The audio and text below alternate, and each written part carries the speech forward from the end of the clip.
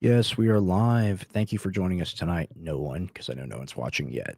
So be Let's interesting. share the Uh, Rumble and YouTube. where do we get the Rumble link?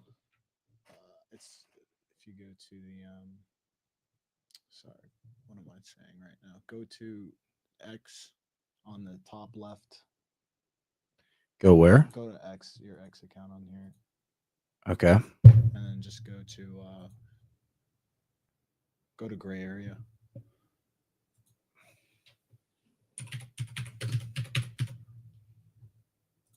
and then just click on Rumble. Oh yeah. All right, I got you. Yeah. Makes sense. You can right click that guy. All right. Yeah, I'll tweet it out. Don't worry about it. I got it. Mm, mm, mm, mm.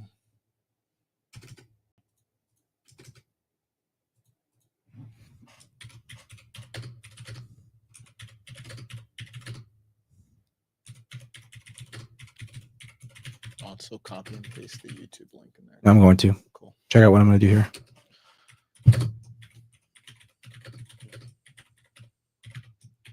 I got you. I'm ahead of you. Nice.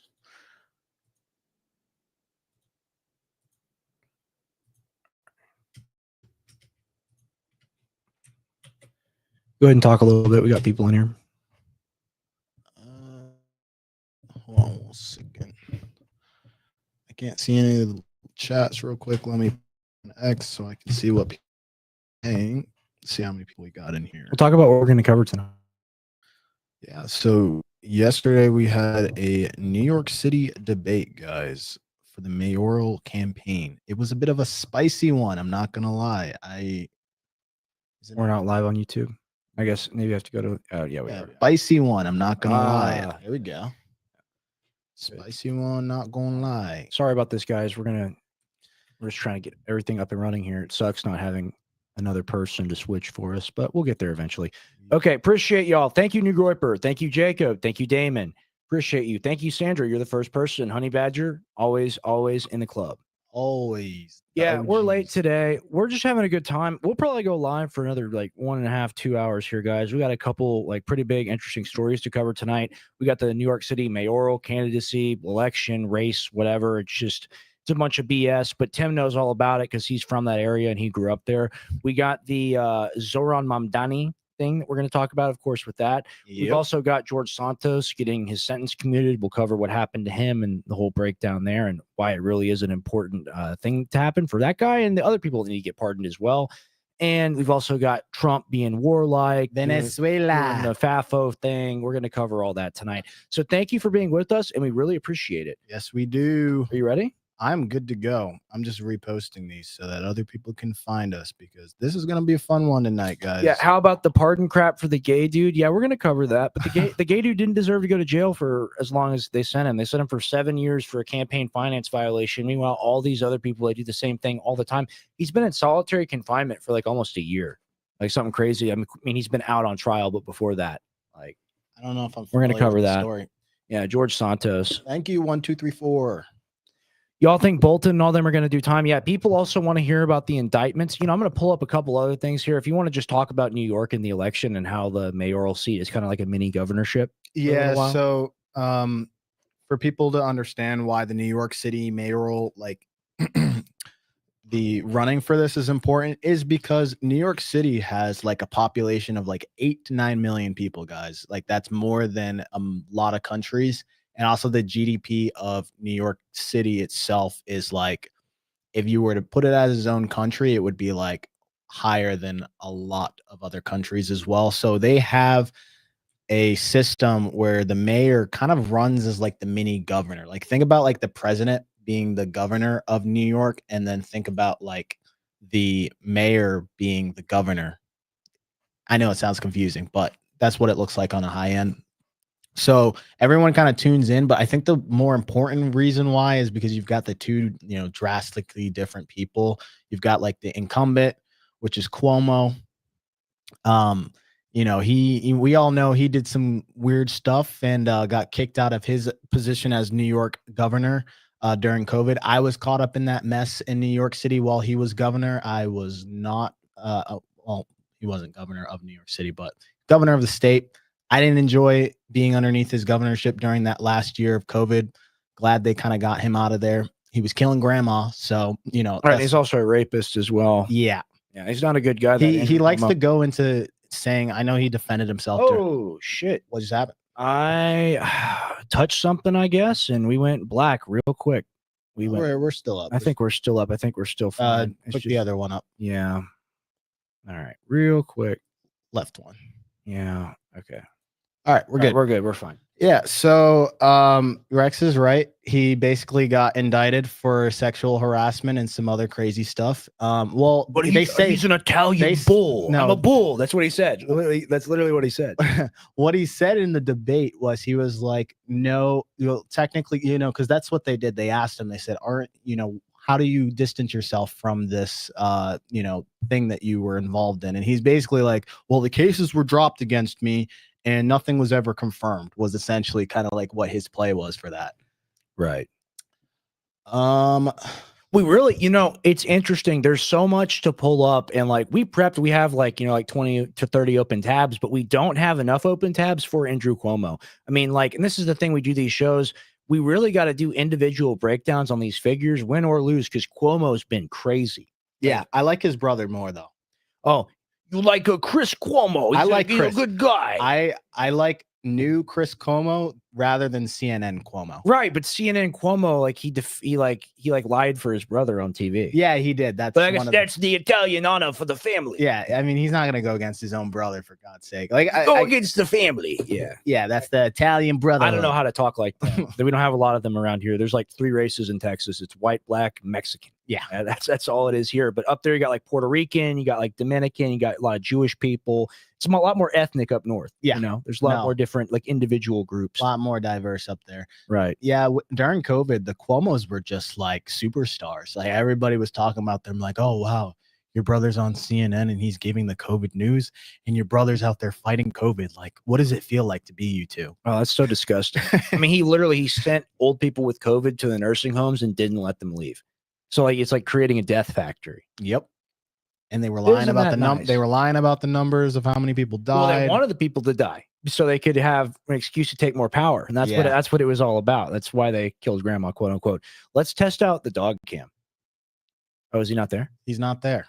He's laying down. Kind of snuck out. That's weird. New Gripper, you were right. New York is cooked. If Mondani wins, I think New York is cooked. He thinks he's just gonna make this monopoly money appear out of nowhere, and that like where are you gonna get the money from, buddy? What you're more familiar than me. Last time I was up there was literally a decade ago. I was up there in 2014, longer than a decade ago. Yeah, like 11 years ago. And even back then, like it was clean back then, relatively. Like Times Square was still kind of a mess. You still had a lot of like homeless people and whatnot. They're kind of like on the edge. Kind of like up by all the buildings and stuff. What is it like? When was the last time you were there? The last time I was there was a couple of years ago. I haven't been there, but during that time period, they just have way more police presence and like guys with like giant M4s in their hands. Really? Than they used to. Like they got cops with like rifles. That's wild. I don't know. I don't know about this year or last year, but I know like within the time period from like 2022, I was last there in 2023, but like guys were there with like big guns in Grand Central Station. You walk in there and they have like dogs and shit. Like the whole city was just littered with but the homeless are crazy as well. The homeless are just like they're like actually like aggressive. Honestly, here people complain about the homeless, and I'm like, you guys have never been to New York City. Like these people will be like in the middle of the street. You park your car there, and some guy's pissing behind your car, just dick out in the open. You'll just be riding. Nice. If you ride the bus, you can watch like people just pissing on the sidewalk.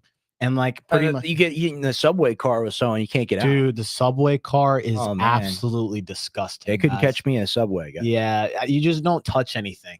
And it's weird because you've got like rich people and then you've got really poor people all in the same like cart. Like it's just like the most like Looney Tunes situation where you just like put a mosh potch of like people where you've got like the tech finance guy that's like got millions of dollars and he's like riding next to on the subway like to avoid traffic, but he's like there's a screaming homeless man like, so that's why you do it. You do it to avoid the traffic.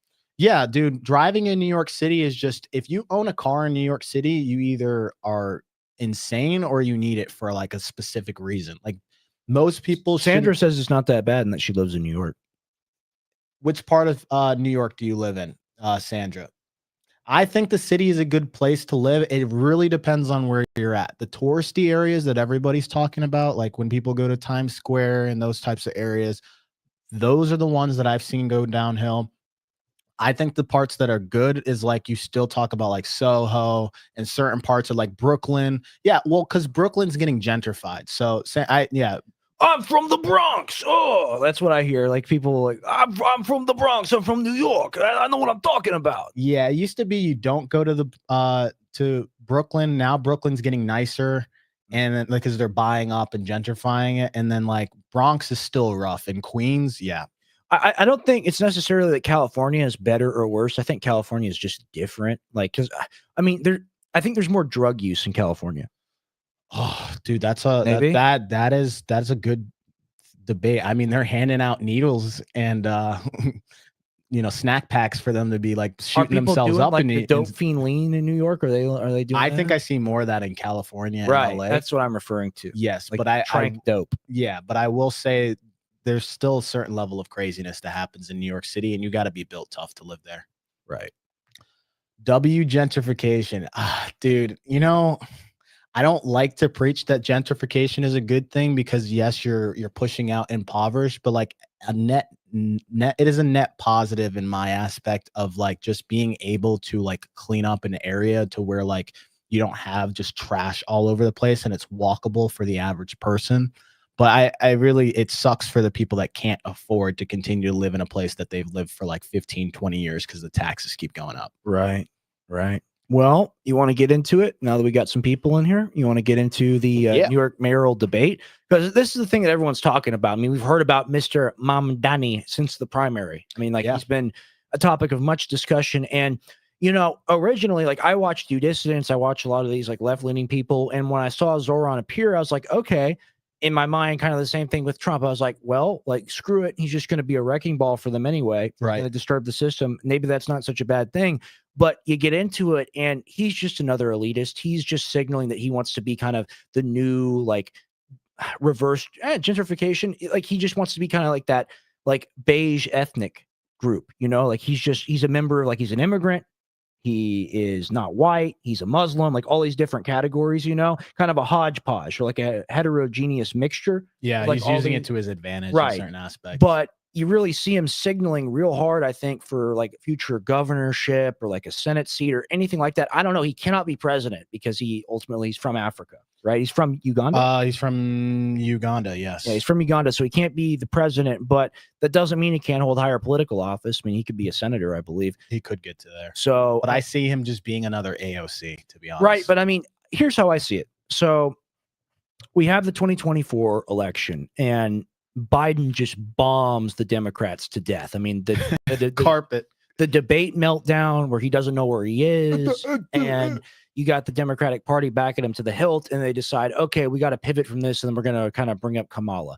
And Kamala is just not strong enough. She's not smart enough. She doesn't have the political experience to doesn't know how to talk without a teleprompter. Right, and she ultimately, Trump's going to beat her. Right, and it's funny. Trump beat women twice. Right, so like. There were other people that they were going to run, like Mark Kelly, like the former astronaut guy, and like another like state governor. Too late. But they got to go with the popular person. But they were too late in the game. I mean, Kamala got like less than 1% of the vote in the primary. Like she really suffered, but they decided that they were going to go with her.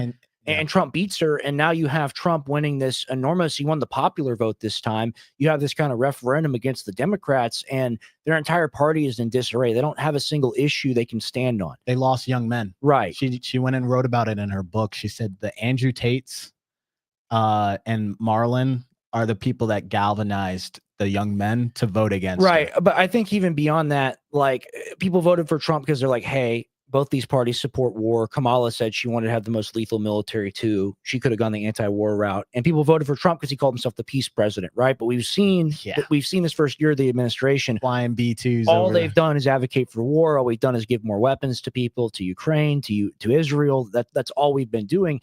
And both the Democrats and the Republicans, the establishment, they support Israel and they support Ukraine, and that's what they're going to do.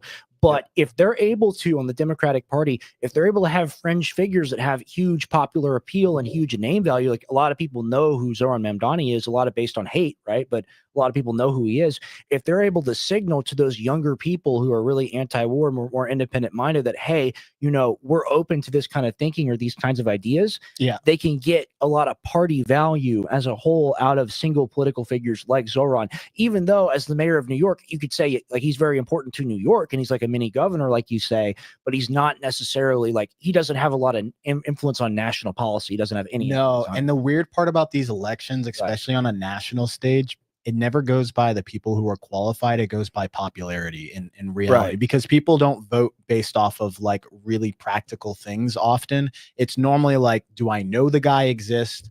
Is he somewhat well known? This is live. Is he okay? And that's kind of how it goes.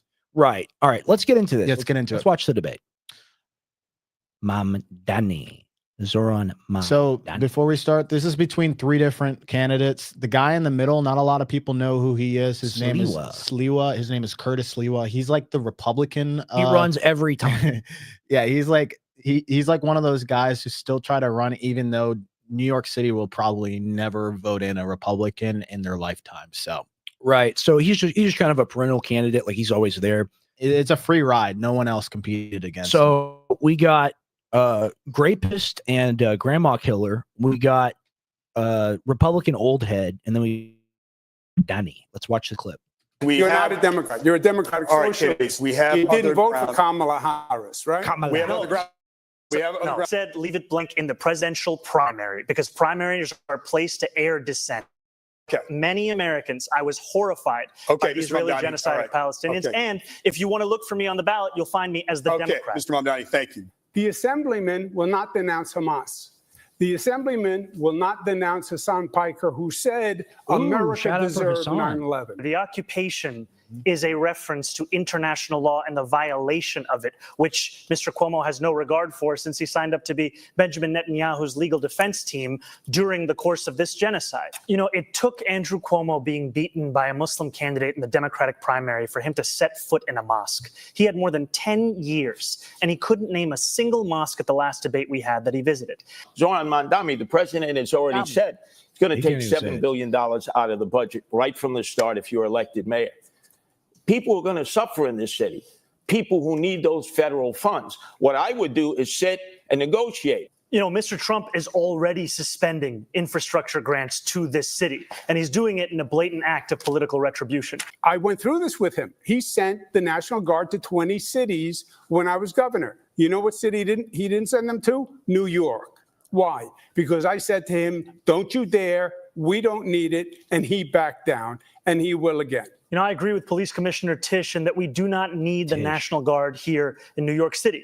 We do not need them for the purpose of safety, because if it was safety that President Trump was so concerned about, he would send them to the 8 out of 10 states. Wait, hold on. He called Letitia James the police commissioner? She's the AG. She's the AG, yeah. Okay, a little error from him. Yeah. States that have the highest levels of crime in this country, but he won't, because they're all run by Republicans. I'd be proud to be the first immigrant mayor of this city in generations, and it's at 26 Federal Plaza that I've seen what used to be moments when New Yorkers would be getting their citizenship turn into moments of tragedy. Andrew Cuomo thinks it's all right to spend $60 million to fund his legal defense from accusations of more than a dozen women of sexual harassment. But if I say we should spend the same amount of money on delivering cheaper groceries in this city through a pilot program, that is unfathomable. You've heard it from Andrew Cuomo that the number one crisis in this city, the housing crisis, the answer is to evict my wife and I. He thinks you address this crisis by unleashing my landlord's ability to raise my rent. If you think that the problem in this city is that my rent is too low, vote for him. If you know the problem in this city is that your rent is too high, vote for me. I was the HUD secretary. I built affordable housing all across this nation. I built affordable housing in this city when I was in my 20s. I know how to get it done. Well, Zoran, boy, your fantasies are never going to come about in terms of funding everything you want that's going to be free. It's a fantasy. Let's deal with the reality. In other words, what the assemblyman said is he has no experience. What I don't have in experience, I make up for in integrity. And what you don't have in integrity, you could never make up for in experience. Yes. We want to now talk about... Is this a different one? No. You can go back to full... Yeah, so what do you think? Well, I mean, you got a turd, and a turd, and the shiniest turd's going to win. I think that's Mamdani. I think you could park an aircraft on Andrew Cuomo's nose, for starters. I mean, that guy is just deeply unlikable. And everyone in the city, you know, the only people that are going to vote for him are the old establishment kind of liberal boomers. But I mean, that's a lot of people in New York. No, he already messed up. I think if he didn't have the scandal, I think he would have been fine. I think he could have won this one. But the thing is the problem I have with Mamdani is that he's trying to appeal to like the poor person in the city, and I get where he's angling. He's like, I'm for the average person because New York City should not be the city for just millionaires. But the problem is all of these promises that he's making, he has no way to actually back up the claims. You can't just invent money in order to pay for these programs. We got to take it from somewhere. You got to get it from somewhere, and normally that comes from the taxpayers to begin with. Right. And then at the same time, raising the taxes on the rich doesn't work. And the reason why I say that is because just look at what happened in California, right? Mhm. You've got, they're doing crazy stuff like taxes on mansions, and they're adding higher taxes to these millionaires and billionaires that live in California. And then you see this mass exodus where they're moving to Texas and Florida to escape all the taxes, to where it just doesn't even financially make sense because they're trying to basically incentivize just continuing to tax the rich. That system doesn't work. You just drive the people out. And those are where most of the taxes come from in order to fund these public systems. And that's the part that these people don't talk about. Just look at California as a case scenario to see what not to do, because California used to be a fantastic place to live and rich people love to live there. Right. We'll talk a little bit more about that. Yeah. So in general, what is this? This is like the Yeah, I chat GPT'd it real quick because I thought I knew the statistic, but I didn't. And they've lost 177,000 people in 2022. I guess that's the latest information that's available. NYC's population decline from the pandemic period was around 500,000. Yes, that So- sounds pretty accurate. I Okay. left New York after the pandemic too. Right. And I mean, you're just in a very unfriendly environment, and when they try to squeeze more money out, it's like getting blood from a stone. Ultimately, what Mamdani is really representing is he's going to fight against Trump when it comes to the ICE raids. He's not going to allow it. You don't win that one. Well, like, what power does he have, right? He doesn't. When it comes to when it comes to the presidency, at the end of the day, the only reason why I'm like, okay, fine, if this guy gets in, because I know who runs the show, and that's the government that comes from the presidency, because they control the federal money that is given to these cities. And at the end of the day, even the governor is a step above that, and you don't want to mess with Albany's money with the Capitol. Right. And I see Cynthia talking about this in the chat. We'll read chats really quick. I'm going to go to more clips. I mean, here's the thing. When I call Siwa a turd, I'm not saying he's a bad person. I'm just saying he's not viable. Like, that guy's never going to get elected in New York. He's just a placeholder. Right. Well, I mean, it's just, look, the election is between Cuomo and Mamdani is going to win. But because it's ranked choice, it matters who the second person to win is, right? That really matters. So there could be a situation where Cuomo and Mamdani have relatively equal votes, but enough people write in Sliwa that he could win. That's the only chance that he has. Yeah, but even then, I think after this debate, we'll watch more videos. But it was pretty clear that, you know, Mamdani won this one, and it helped him solidify his race at this point. Right. I am deeply grieved that no one sees what a Mamdani victory will lead to. New York won't come back from it. Do you think that's true, Tim? I don't know New York. What was that?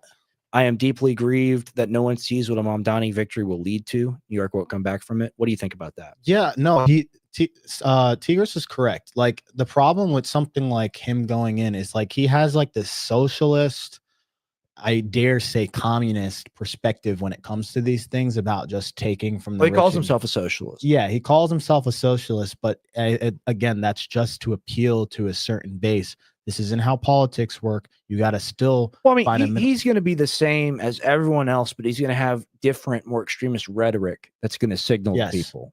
Well, okay, here's the thing. They want to talk about rent stabilization. Can he actually freeze a rent? You can, to a certain extent, try to push that through the system. And it's not just something black and white. They have to vote on this, right? But the problem with rent stabilization is you try to stabilize the rents. It hurts the landlords to begin with, right? Because the thing is people don't understand, being a landlord, and I'm a landlord myself, you don't just want to raise besides the little like money grab that people were trying to do during COVID, which like rents jumping up 15% was like ridiculous. But in general, you got to be able to keep up with inflation, because the cost of everything and maintenance and those types of things are getting more expensive as the property values rise. It's all intertwined. So you need to be able to raise the rents proportionally to what the market is giving, right? Right. And then if you keep the rate of the if you keep it all stabilized, then you create a housing supply issue. Well, don't you have to like make 6 figures to even like have your own place, basically? Yeah, if you want your own place, you're paying around $5 to $6 grand just for a 1-bedroom apartment. Wild. If you want to share a room, normally there's like a 4-bedroom apartment, goes for probably around like $8K, and then you're still spending $2 grand for like a room like this, which is like 10 by 12, and sometimes even smaller than that. It's ridiculous. But overall, you keep the rent where it's at, you create a supply demand issue. I've heard so many people, especially women, be like, I'm going to go to New York. I'm going to do fashion. And I'm like, whoa, like how? Like, dude, it's because they sell the dream of what, you know, Of Home living in Alone, the all the concrete? movies. It's that nostalgia that people have from the American dream. Cities You go to New suck, York City. cities are terrible. Like, why would you want to live inside of a city? I get it. Hey, like Austin, the city is around like 4 blocks. Like it's tiny, right? So like, So my perspective Go on ahead, that, I'm a go city guy, right? All right. You're more I know you're more like, I want to have my space. I like to shoot off. Like I want to be like able to leave. Yes, you're right. But like when you're raised in that environment, like I was raised in an urban, like I like cities, to be honest. And I love New York City for what it is. But again, you can only really afford to live there. And 6 figures is like making like $50,000 here. It's just average. But isn't it cool how open things are here? Like you can just go kind of wherever. Oh yeah, here is just a better standard of living overall. Right. But I guess it's like you say, they sell the dream. Let's roll the next clip. Let's roll. Somebody asked about money. Rumble Chat, whether We're being- reading chats from every single platform. I just don't see we're, anybody. we're using StreamYard. I want to see if anybody's saying anything in Rumble. Yeah, go And play more the than second. that, I have the experience of being a New Yorker, someone who has actually paid rent in the city before I ran for mayor, someone who has had to wait for a bus that never came, someone who actually buys his groceries in this same city. And what all of that experience has shown me, which Mr. Cuomo can't seem to understand, is that it is far too expensive Thank you, and Mr. far Mulvaney. too hard for New Yorkers to afford to live in this city. And the definition of experience is not doing the same thing again and again and hoping for a different result. That's actually the definition of insanity. Thank you, Mr. Excuse me. Mamdani. Mhm. If I can, I think I was invoked. Yes. In other words, what the Assemblyman said is he has no experience. And this is not a job for someone who has no management experience to run 300,000 people, no financial experience to run $115 billion budget. He literally has never had a job. On his resume, it says he interned for his mother. This is not a job for a first timer. Any day you could have a All right, hurricane. that is the liar's smile. Okay, and it's not a close-up shot, but I mean, this is the smile of a liar. They're both liars. Ultimately, I'm not backing up Cuomo here, but look, I get it. Young people, they're disenfranchised with their city. They want to live somewhere, and they want to have someone in office that quote unquote represents them or stands for them. This guy doesn't stand for you or represent you. He's in it for the long haul. He wants to have a political career. There's a personal agenda here. There's a total personal agenda, and you know the like immigrant mentality. Blah, blah, blah. He comes from a very rich family, right? He's kind of a global citizen. He's Indian, by the way. He's been from everywhere. He's Muslim Indian. That is not the same as Arab or Palestinian, guys. Right. So just right. keep that distinction in your mind. He's trying to posture the And Gaza we're going to stuff. play a later clip. Now, he claims to be Muslim, and that's fine, but wife doesn't wear the hijab. Wife doesn't, wife takes some modest pictures of herself, and he smokes weed. And he like laughs about it, and that's haram. You're not allowed to do that if you're Muslim. So I guess it's kind of like being an American Christian, where you just like you can say like I love Jesus and Holy on Sundays, in the club on Fridays. Exactly. So I mean, look, this guy is a political actor and he's a liar. Ultimately, they all are. but we're going to go back to the. God forbid, a 9/11, a health pandemic. He wants to If kill you don't know grandma what again. you're doing, He wants to people double die. up, double or Ramdan, nothing. want to respond? And if we have a health pandemic, then why would New Yorkers turn back to the governor who sent seniors to their death in nursing homes? That's the kind of experience that's on offer here today. What I don't have an experience, I Base. make up for in integrity. And what you don't have in integrity, you could never make up for in experience. Hey, at least Yeah. he didn't send grandma to the nursing home when she had COVID. That's pretty good. First, what you said was totally false, as you know.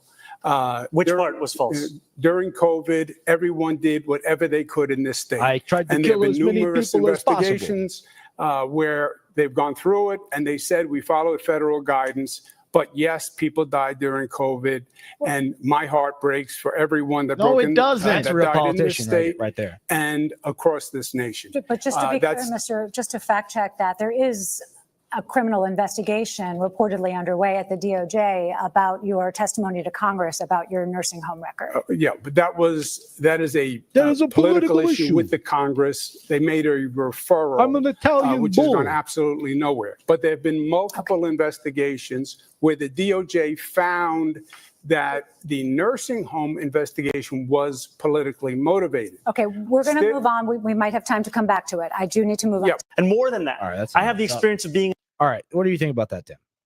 Dude, his heart does not pour out for that. For the grandma Are you kidding me? Yeah, that's pretty crazy. That's not true. I mean, dude, during New York City, like during, COVID time period, I actually Cuomo was a hero at first because I was drinking the Kool. Yeah. I'm like, How far you've come. I was like, dude, Cuomo, This savior, guy. making us wear masks. Like, thank you, master. Give us mask more so that we can take vaccine. Good for you. I was like under that brainwash slop Well, at how that did time. how do they get you like that? Is it just like is it everyone saying the same thing? Yes, dude, it's fear. What they did was they basically controlled these local news stations, and then you had CNN as like the main hub for information. And like I used to trust CNN, And you saw I the was- death count, and you were like, death clock just going up, and it's like hundreds of thousands of people, and you're like, oh no, grandma's gonna die. I gotta mask up. Yeah, it's that. And then they also force the system throughout the colleges to where they give these colleges like basically a playbook of what you need to give to students and tell them what they need to do to protect themselves. Like the CDC of like New York City basically releases all of this information that's supposed to trickle down to the school and the students. That's how it works.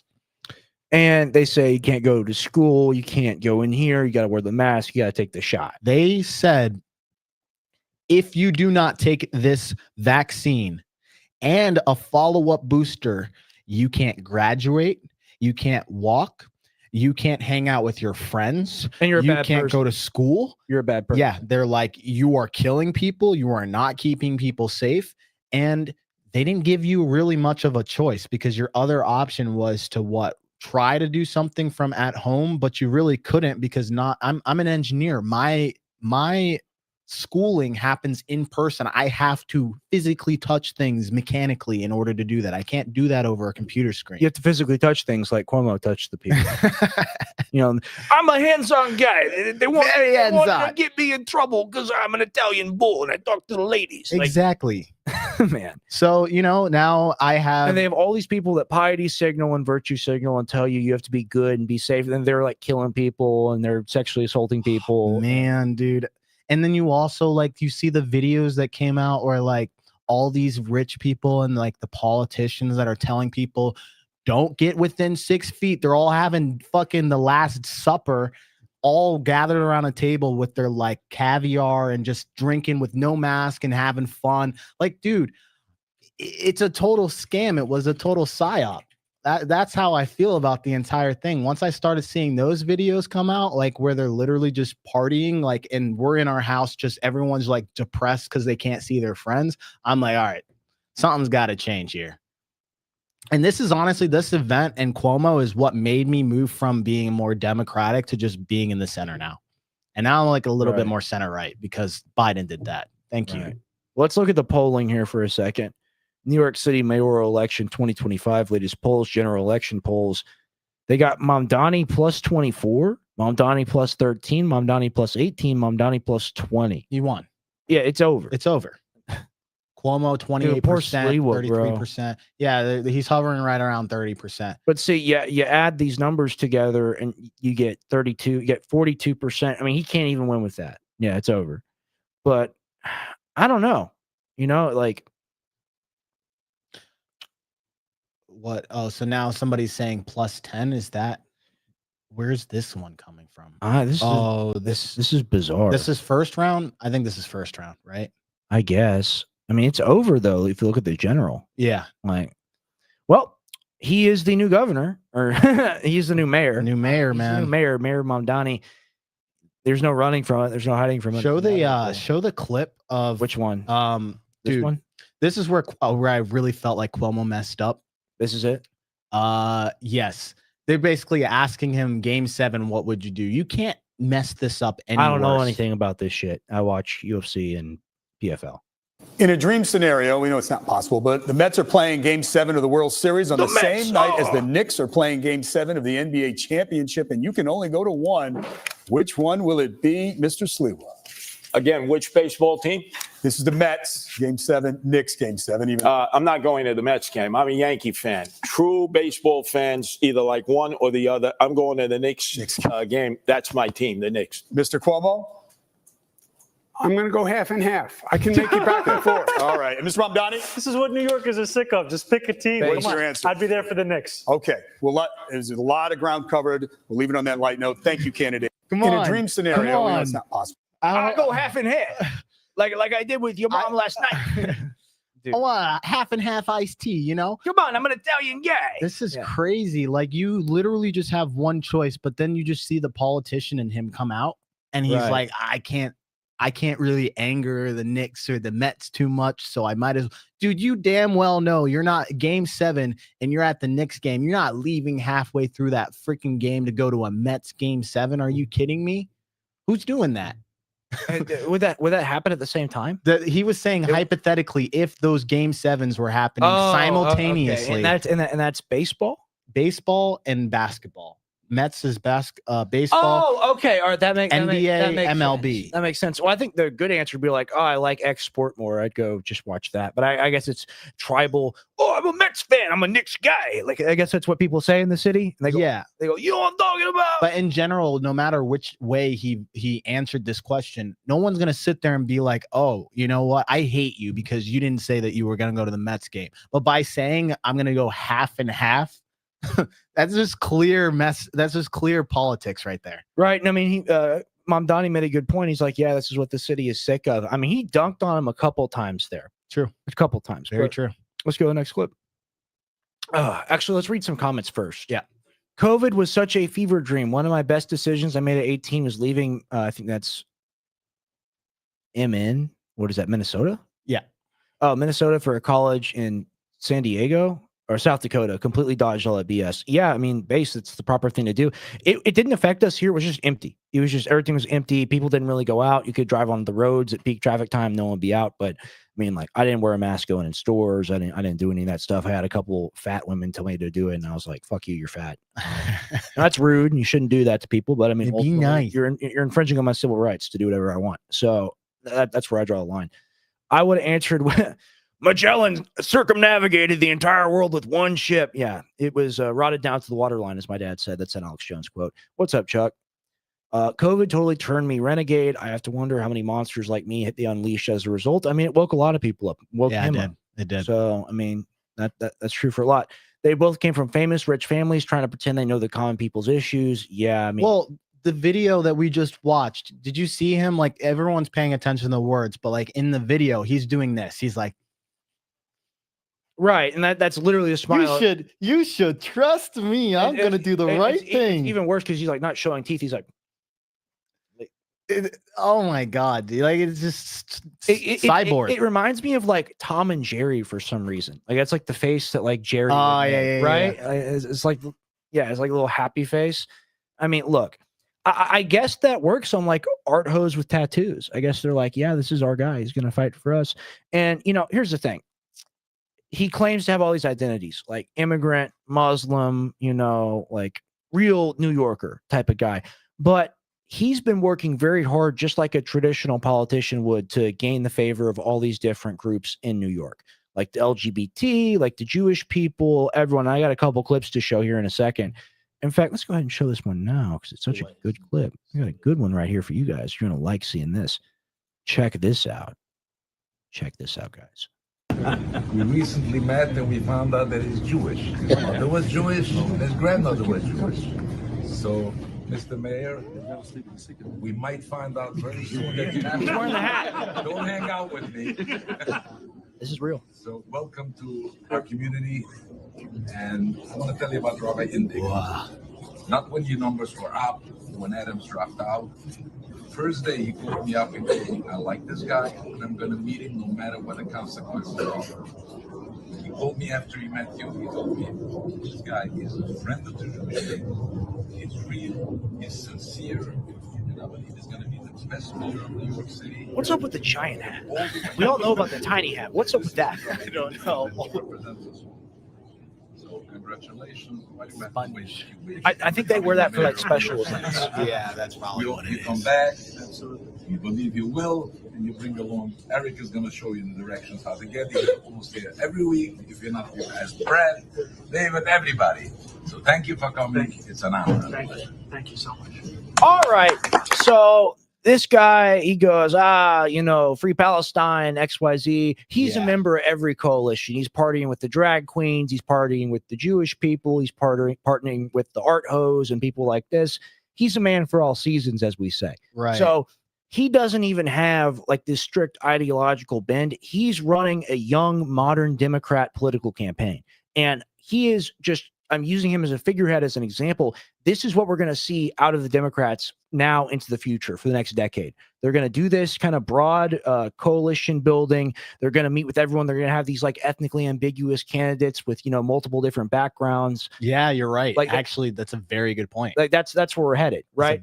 So he's a flagship candidate of the new age. And really, this is the only way to war against the Republicans now, because the Republicans do kind of have a mandate to lead, but ultimately they are rich, they are white, they are Christian, they represent that side of the population. And that's what they're trying to galvanize, is the fact that like the anti-white establishment, and that's where they're trying to get the Latinos and the black people and like a lot of these liberal places that are like, we're all for diversity. And and it's like creating more of the divide, because you see like Trump getting rid of DEI and all these other things, then they can lean more heavily on the narrative. Like, look, they only want white people. They had a word for this that Obama used, and I'm blanking on it now. It was a word for this kind of like multi-ethnic, multiracial, multi-religious coalition they were trying to build. And I'm blanking on it now. I'll remember it later. I'll bring it up later. But like, this is straight up Democrat Party handbook, but they kind of failed and stuttered on it because they governed really like the establishment Republicans, like the Uniparty, when they got into office. So now to represent themselves as different and real, they have to go full socialist. They have to do it. They have to go, like, well, the reason why it's so interesting, because remember I was telling you last live about the whole Young Republicans thing.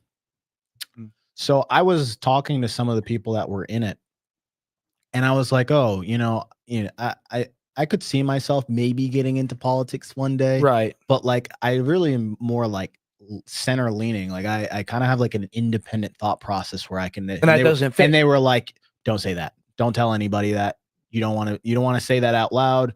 And I was like, what? I did a Turning Point event yesterday with Alex Stein. I won't talk too much about it. It was very fun and everything. It was very great. And we had a great time. We did a Q&A with people. Super fun. A lot of great people show up to those events, and a lot of great people in Turning Point. But like the young 20-year-old guys wearing the suits and the attitude they have, and they didn't like me there, ladies and gentlemen, because I defended Sandy Hook, even though I never said the word.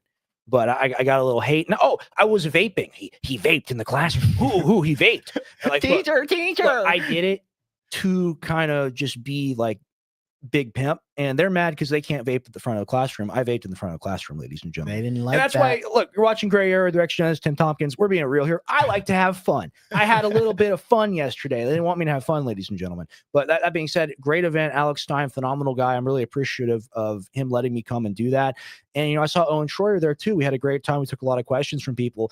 But the young people, you know, they have this attitude and they ask about Mamdani and they're like, why is he so popular? And it's very clear why he's so popular. He's kind of ethnically ambiguous. He's kind of this social chameleon figure. He fits in everywhere. And if you go to the Republicans, they all look the same.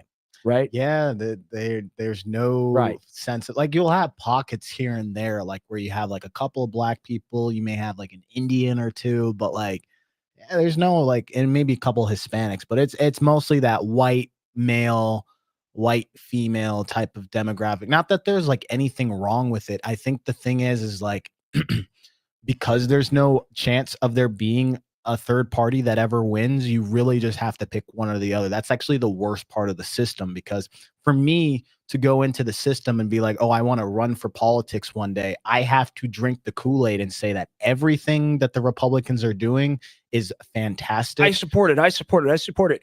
Yeah. Like, I mean, Alex Stein, like he told a little joke. He started singing a song about how much he loved Israel, because someone in the audience, they're like, their question was, how do I get my $7,000 check? That's what he asked Alex Stein. And Alex Stein was like, I love Israel. This is how you do it. I love him so much. I love Benjamin Netanyahu. He's the greatest. Never done anything wrong. And like the young Republicans were like, yes, he's never done anything wrong. Yes, here. I'm not joking. Like, seriously. Yeah. And I was like, yo, like, that's pretty crazy. But like the signaling you have to do to represent, even at like the lowest echelon of being in that kind of like infrastructure of being a part of a political group, you have to signal from the very beginning that yes, you will toe the party line, right? Yeah, because at the end of the day, you know, the divide is so big, they don't really care about the things that they agree on.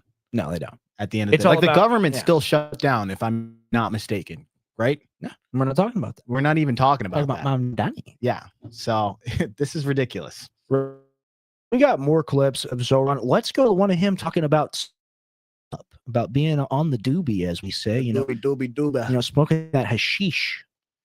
Have you ever purchased anything in a cannabis shop? And if so, what did you, Mamdani? I have.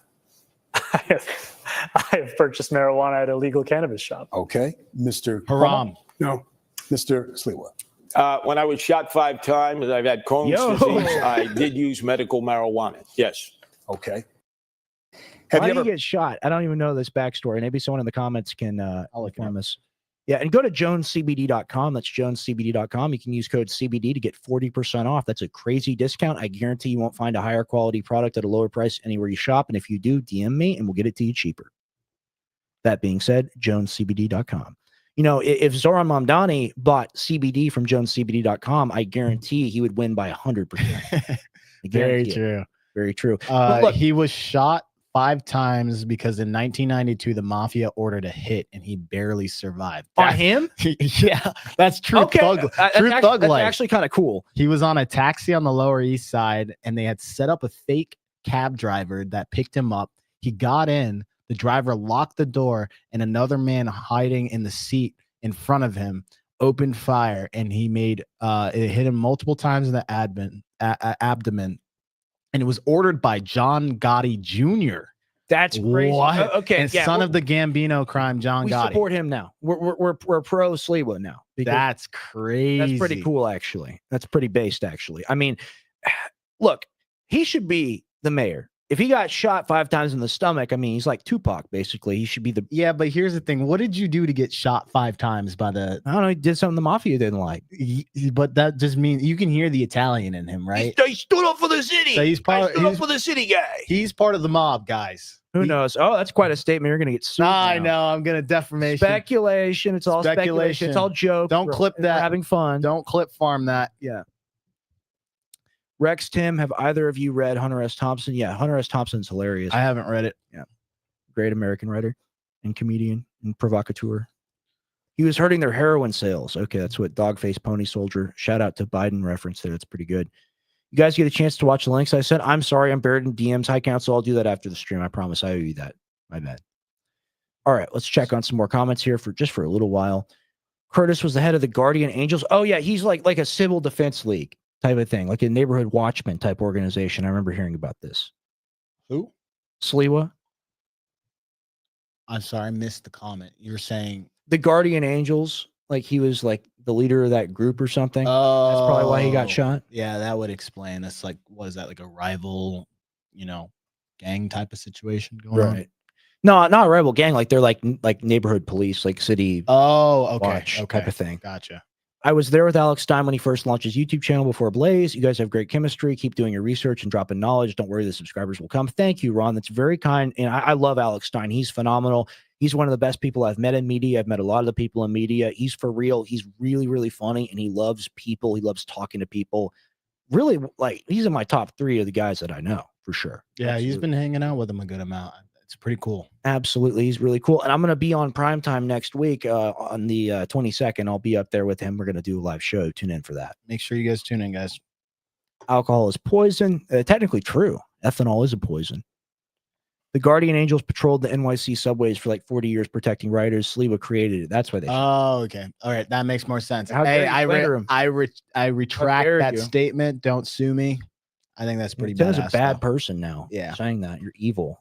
Dude, I'm probably getting all types of trouble on these lives in the future. You're They'd be like, okay. they fucking clip me. You're all right.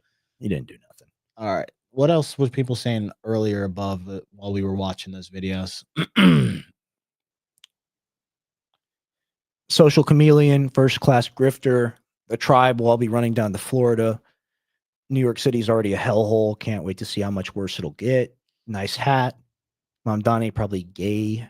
Do you trust the polls? Yeah, I think we trust the polls. I actually don't trust polls.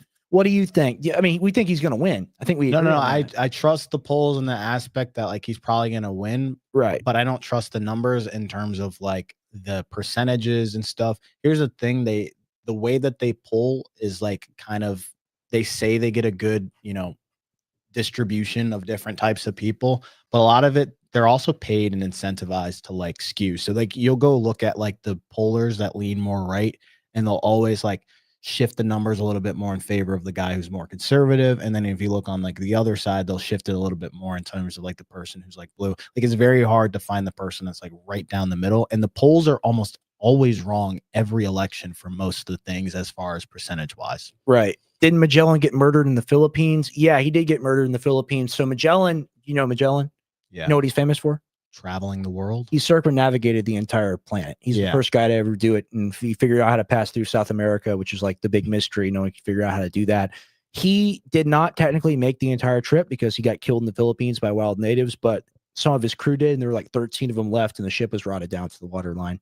Wow. But I mean, that's pretty badass, And like we've had conversations and we talk about like modern life and things being hard. I mean, people used to do insane shit. Yeah. Like that. We're snowflakes now. That's pretty wild. Yeah. Thing to do, to go around the entire planet in a wooden ship. We couldn't do that now. Right. Hello, everyone. Too much of our Starbucks and lattes. What's the answer to all this? Not to live in New York City.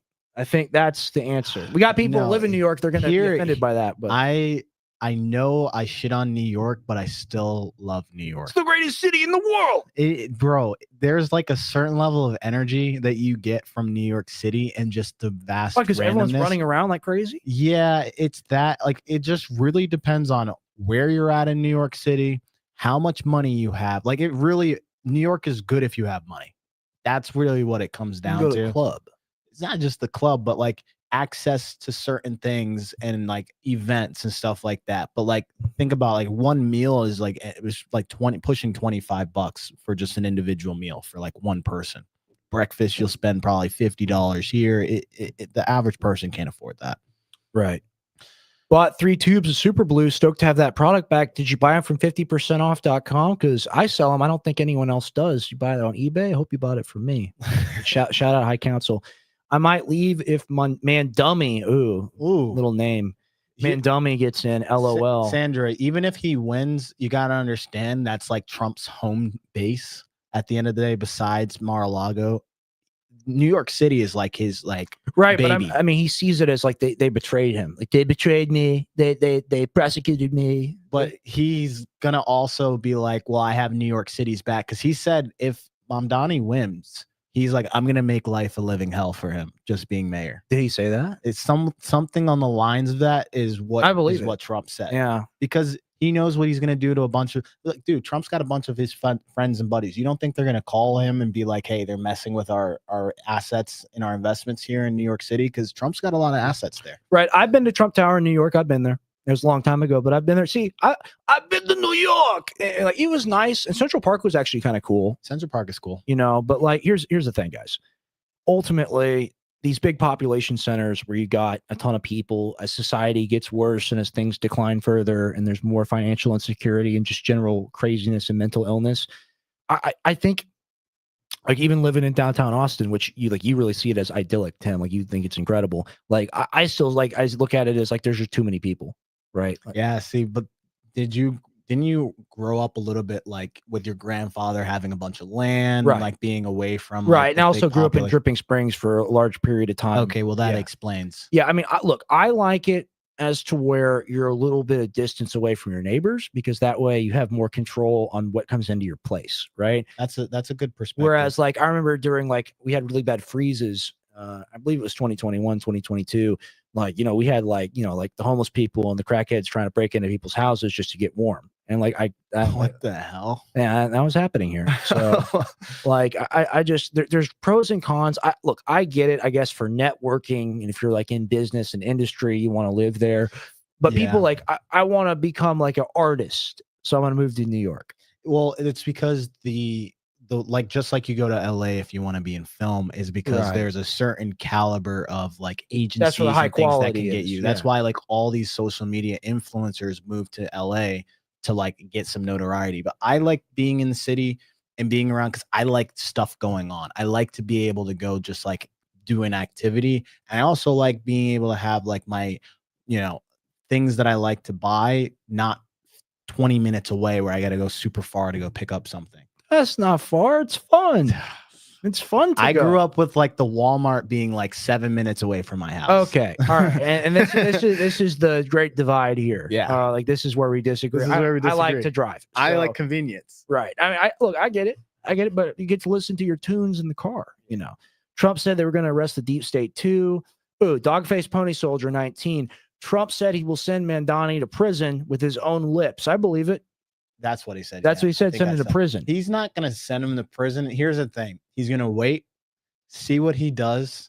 If he does enough things that disrupt the ecosystem of the rich people there, you bet.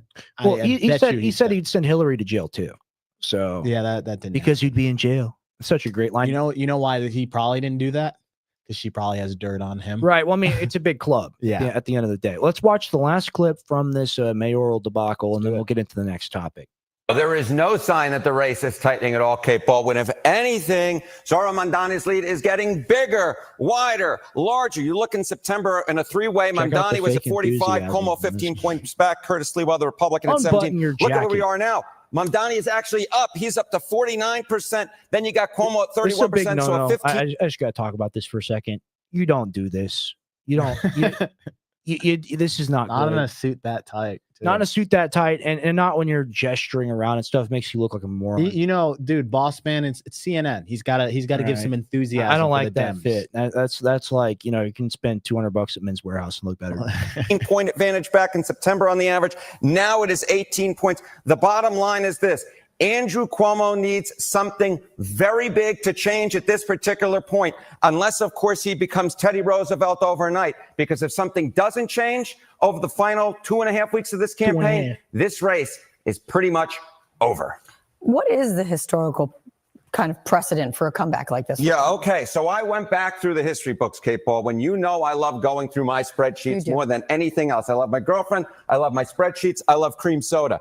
What happens if we look at the historical spreadsheets? Look at this. Mamdani leads by 18 points right now. Look at the largest polling average miss since 1989. You know what it was? It was 11 points. You don't have to be a mathematical genius to know 11 points is less than 18 points. So if We gotta get Andrew more of this Cuomo guy. is going to come back and win, either something This like guy's Curtis autistic. Lewa has to drop out of the race, or you need a polling miss that is nearly twice as large as the largest miss on record. So you're going to probably need something historically unprecedented for Andrew Cuomo to win this race if the polling average holds through Election Day. There are lots of reasons why anyone picks one candidate over another, but what is some of what you're seeing why Mamdani's doing so well? Okay, why is Mamdani doing so well? Sometimes, Kate Baldwin, politics is simple. I have to say your Life full is name. never simple, but politics 'Cause I'm can be autistic and simple. I have to say And it it. simply comes down to this.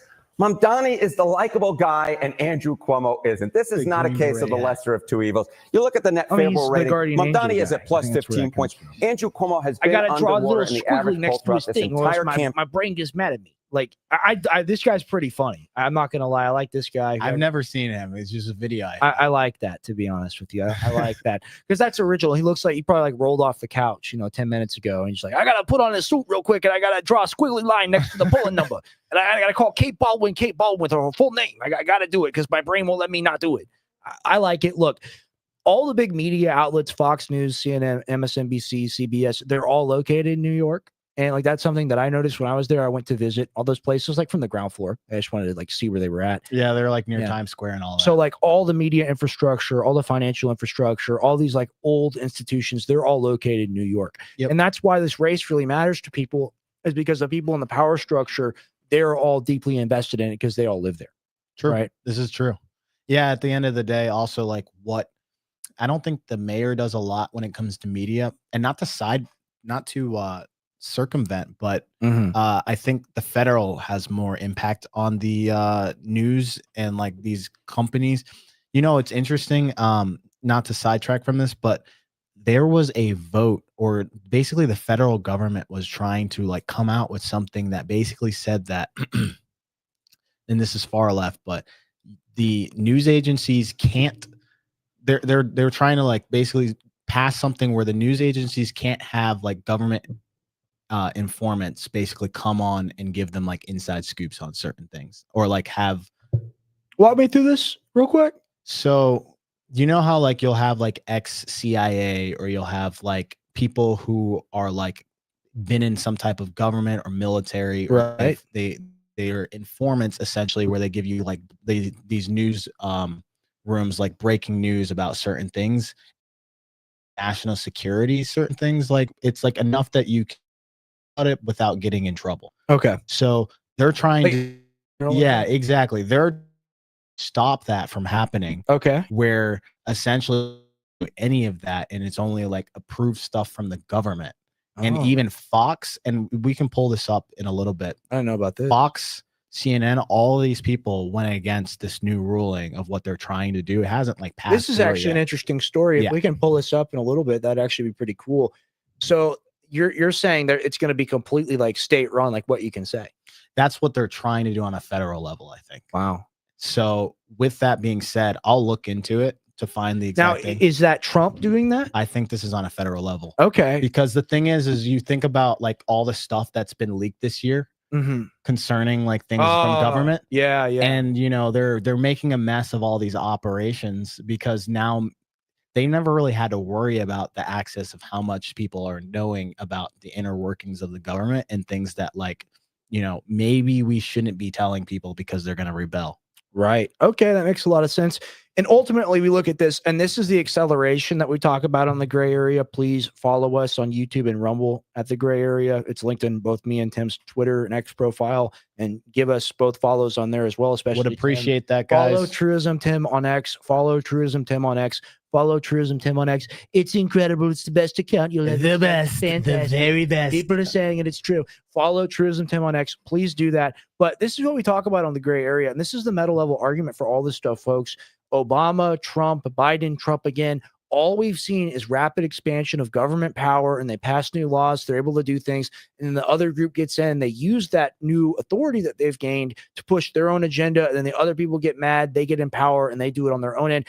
Ultimately, every election cycle, the government, specifically the executive branch and the federal government, they get more and more power to do things like this. And it's not okay. Very true. People don't complain about it because they go, he fucked around, found out, FAFO. Because when Trump does it, it's based, of course. But then, when AOC becomes the president and she uses all that authority to do the exact same things, it's not going to be cool. And people be like, the government, we got to vote someone else in that's better. And that was the most disappointing part about this entire thing is like, I voted for Trump thinking that like, okay, we're going to come back to a normal situation. We're going to have somebody who's not really into the whole politics and punditry and like, the ticky-tacky stuff. Like he's just going to just try to stop the wars, bring jobs back to America. And it's just like, this isn't what I voted for. It's the same stuff every time. It's just like a different ideological bend to it. You know? It literally. He's flying B-52 bombers over Venezuela, guys. Yeah, let's go ahead and talk about that. Oh my God. We have been involved in overseas wars since for the past 30, 40, 50 years. Lost a little water bottle. We've been involved in these overseas conflicts forever, right? And usually we do them truly, thousands and thousands of miles away from home, particularly in the Middle East and over now in Ukraine, Eastern Europe. We've always been heavily involved over there. You look at Bosnia, other things like that, you name it.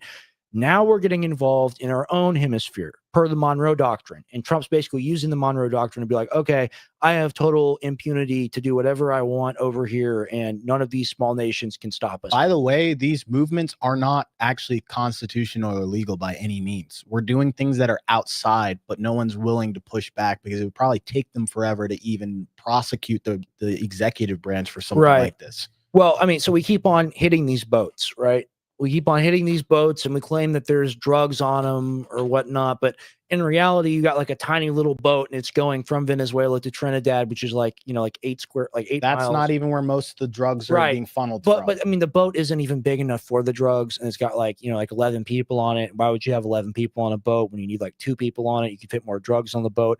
And, it's just like, he fucked around and found out we hit him from the air. We killed everyone on the boat. There's been some collateral too. There was like 2 people that were not drug related that died from some other country. I'm sure there's been a lot more. Yeah. But it's crazy. And it's something I completely vehemently oppose.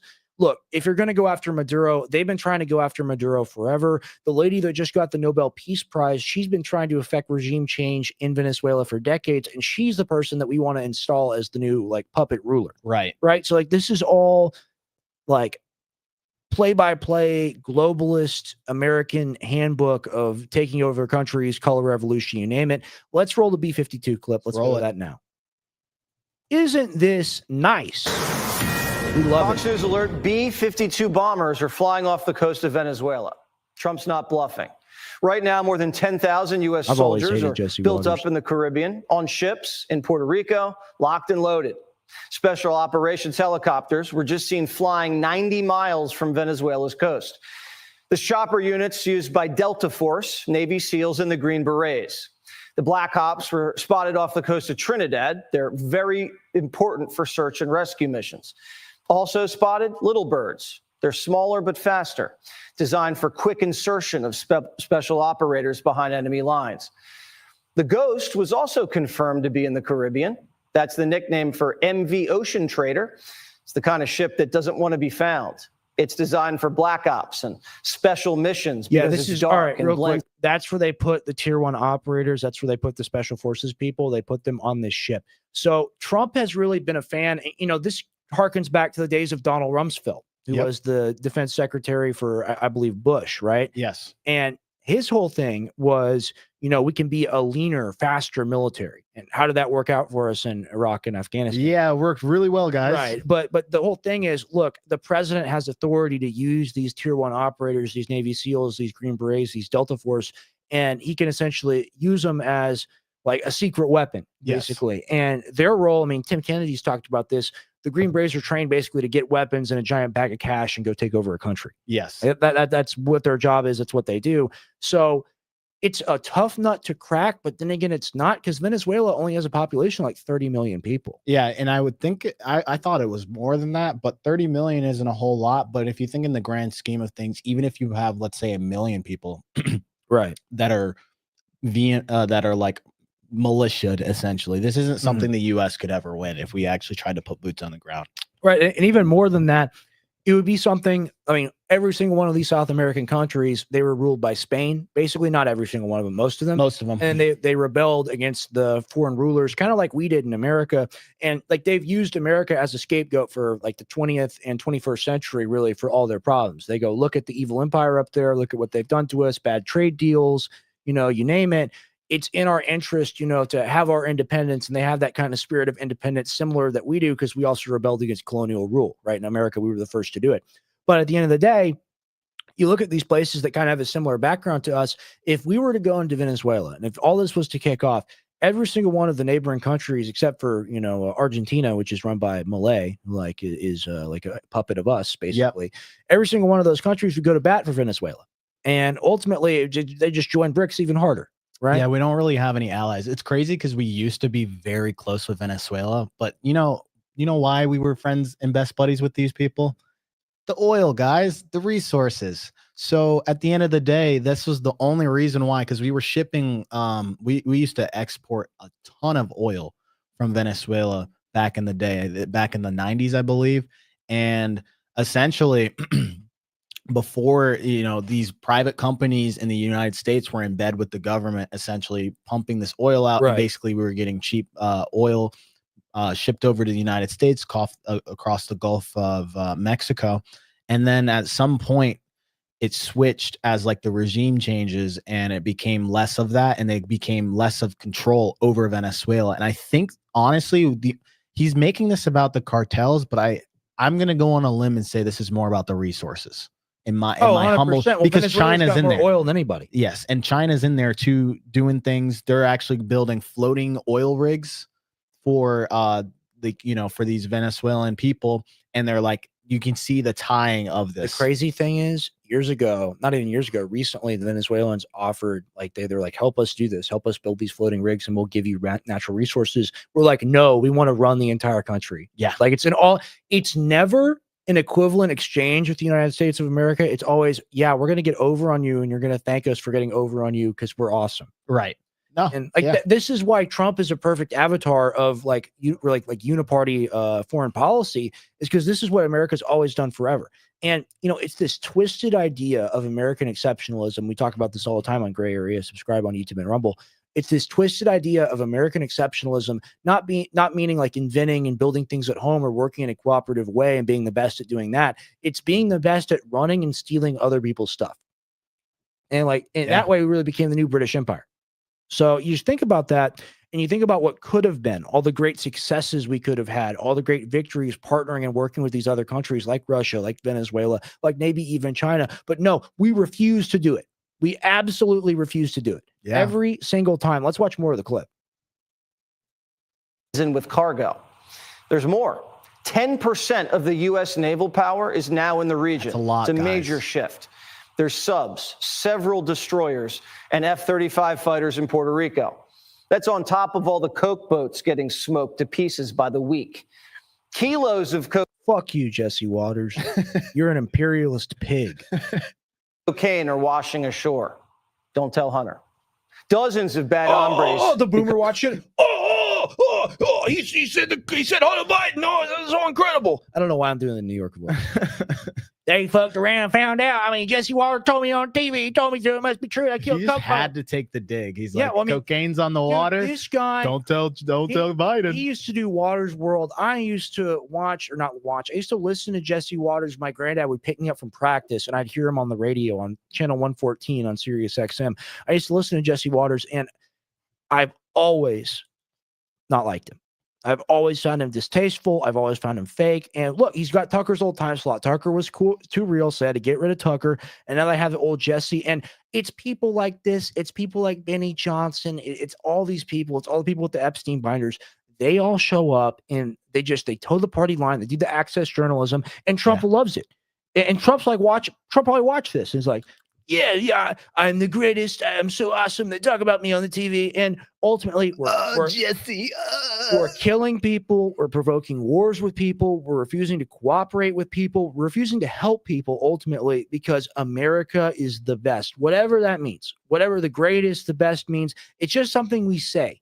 And then we have the weapons to back it up. But here's the thing. We have the wonder weapons and the missile systems and the boats and the planes and the it's called the ghost ship because no one can see it. But we got all this stuff. Ultimately, we couldn't win a ground war. So what are we going to do? Why are we posturing like this? We're just going to bomb them all to death from the air? Nope. Can't even do that. So the amount of backlash you would get from an international stage is just it right. Wouldn't work. So what's the point? What do you think the point is of this? The point is Trump is trying to look tough in this situation, right? He's got to get Trump. He's got to get a win. Right, because he's promised to end wars in certain places. He promised to bring an end to certain things on immigration. He did stifle the amount of immigration coming in and sent a lot of people back home. Some controversial stuff with that, but overall, I would say he did what he said, and now he's trying to take a tough stance by saying I'm putting Americans first, by doing this because I'm trying to protect people from the fentanyl and the cocaine, and you should really appreciate what I'm doing. Here's the thing. If you're trying to win the Nobel Peace Prize, this isn't the way to do it. Isn't guys. it so sick? It's like, I stopped 7 wars. I did it all in like record military shipments. And, all over the globe. and now you're sending 10% of the Navy over there. Do you know, I was looking at the cost of how much president, bro. I was looking at how much it costs to actually bring all this stuff over here. I am astonished by these numbers, guys. Talk about it. So for the B-52, just for a reimbursable rate, it's $55,000 per hour to fly that thing. $55,000. Money isn't real. Money's not real, Tim. It's all fake. That's coming from the taxes that we pay, guys. A C-17, which is like a strategic aircraft, that is $19,000 per hour.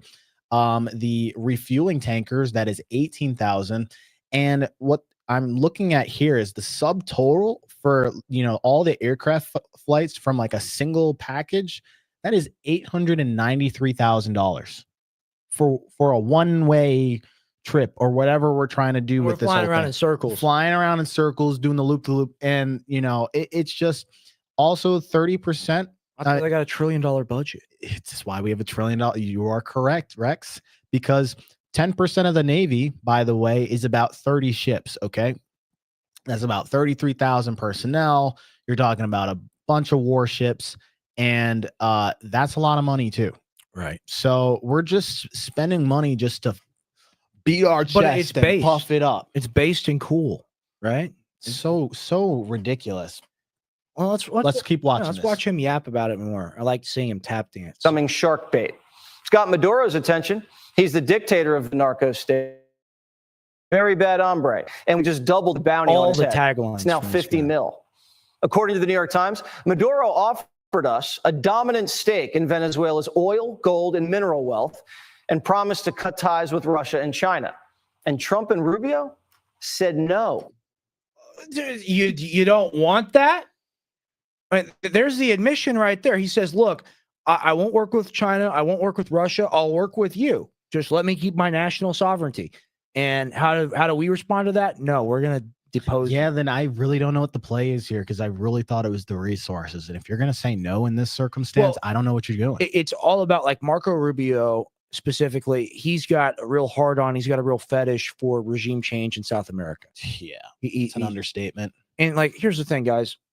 It's hard being in the right-wing space because a lot of these people that you see on Twitter, and some of them have like based opinions in some regards, but a lot of people support this. I mean, my dad supports this. I don't support it. I think it's crazy to support it, but we got the enemies and over here and we just got to beat them up and bully them. And it's just like, well, I mean, why? I don't want to defend Maduro because he really is. Yeah, no, I've heard Venezuelans, they hate this guy. They have starvation problems in Venezuela. It's a bad state. That being said, have we ever made anywhere better that we've gone? Like that is a good point, because I haven't seen it work out. Right. We've tried the regime change in Iran, Iraq, Afghanistan. We've tried it. I think we've tried it in several South American countries at the same time, made their situations worse. Like, we're just the best at this, guys. Right. I mean, ultimately, like, if we end up running your country, like you're like Javier Milei, who loves the U.S., like, we make you sell your water rights, your national water rights to Israel. That's not a joke. Like, look. He's the Argentinian.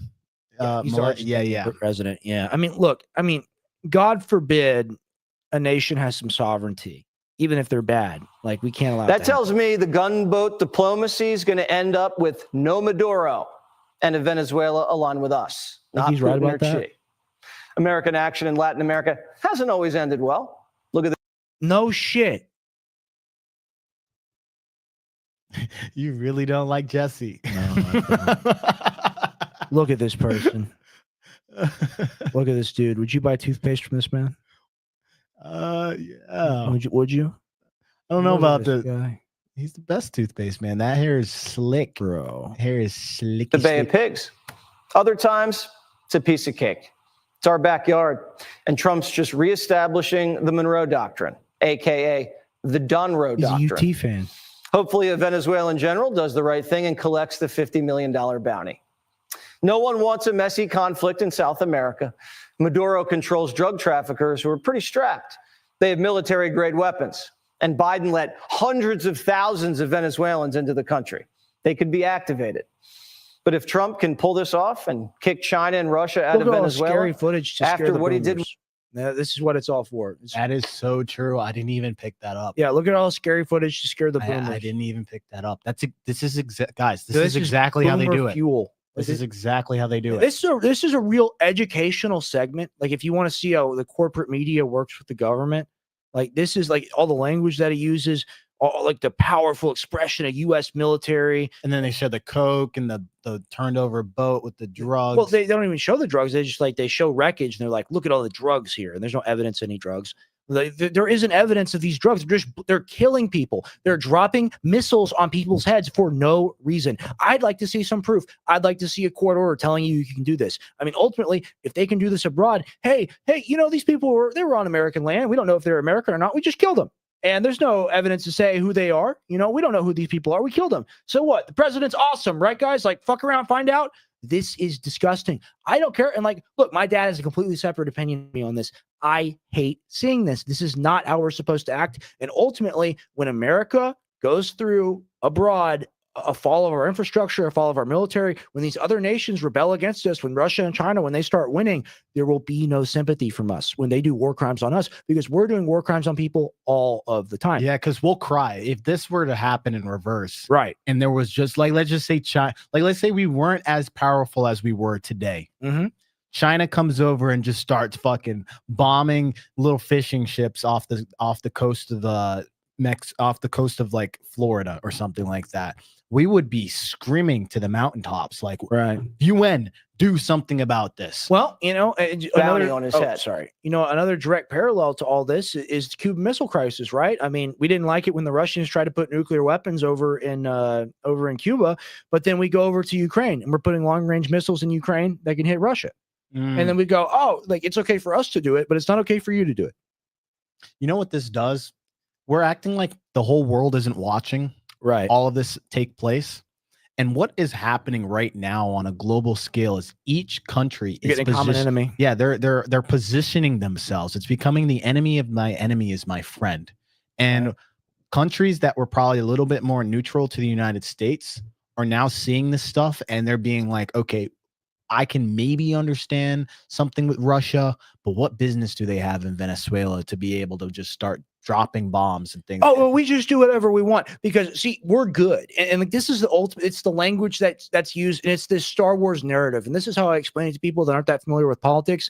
Whenever you have a narrative of great guy, evil guy, got to support the great guy. And somehow the great guy, even though they have more resources, they're like the underdog, the rebel. They're the ones that are like having a hard time in the situation and they got to defeat the evil monster. The world doesn't work that way. You got two groups of bad people everywhere because bad is just serving your own self-interest at the end of the day. It is. And that's what everyone does, right? So you have a situation like Israel-Palestine. You have a situation like especially Ukraine-Russia. You have a situation like Venezuela-US.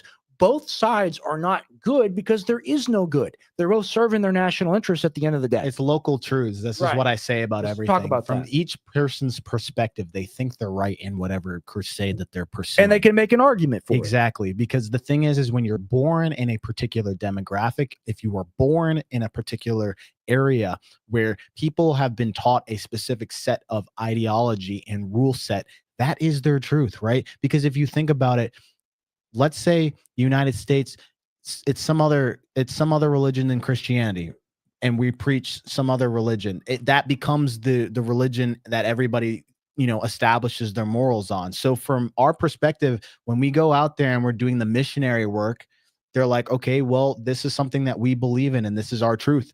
And at the end of the day, we're gonna hold our breath and say and die and basically die by the sword of this concept because we think, because we were raised this way, this is the truth. Right. And we've painted this picture of ourselves as this is what America represents. America isn't about freedom, liberties, constitutional rights for people, human rights for people. And that's really like our greatest card to play is we invented the concept of a Bill of Rights of inalienable rights given to us by God. That's not our narrative. Our narrative is football, gun, missile weapon, military. We're military guys. And Right. ultimately, if that's all we've got, if we don't have any freedom or liberty or any good soft power to export, and if all we've got is this disgusting little remnant of hard power, and we just exercise and we go, look, we have nukes, we have this big military budget, we have all these weapons. Ultimately, the reason why America is powerful is not because of the weapon systems or the missiles or even the nukes. It was because after World War II, it was agreed that our dollar would be used everywhere as the world financial system. Because they knew that America's not going to get bombed. No one's going to mess with the system. And they thought we would be a benign benefactor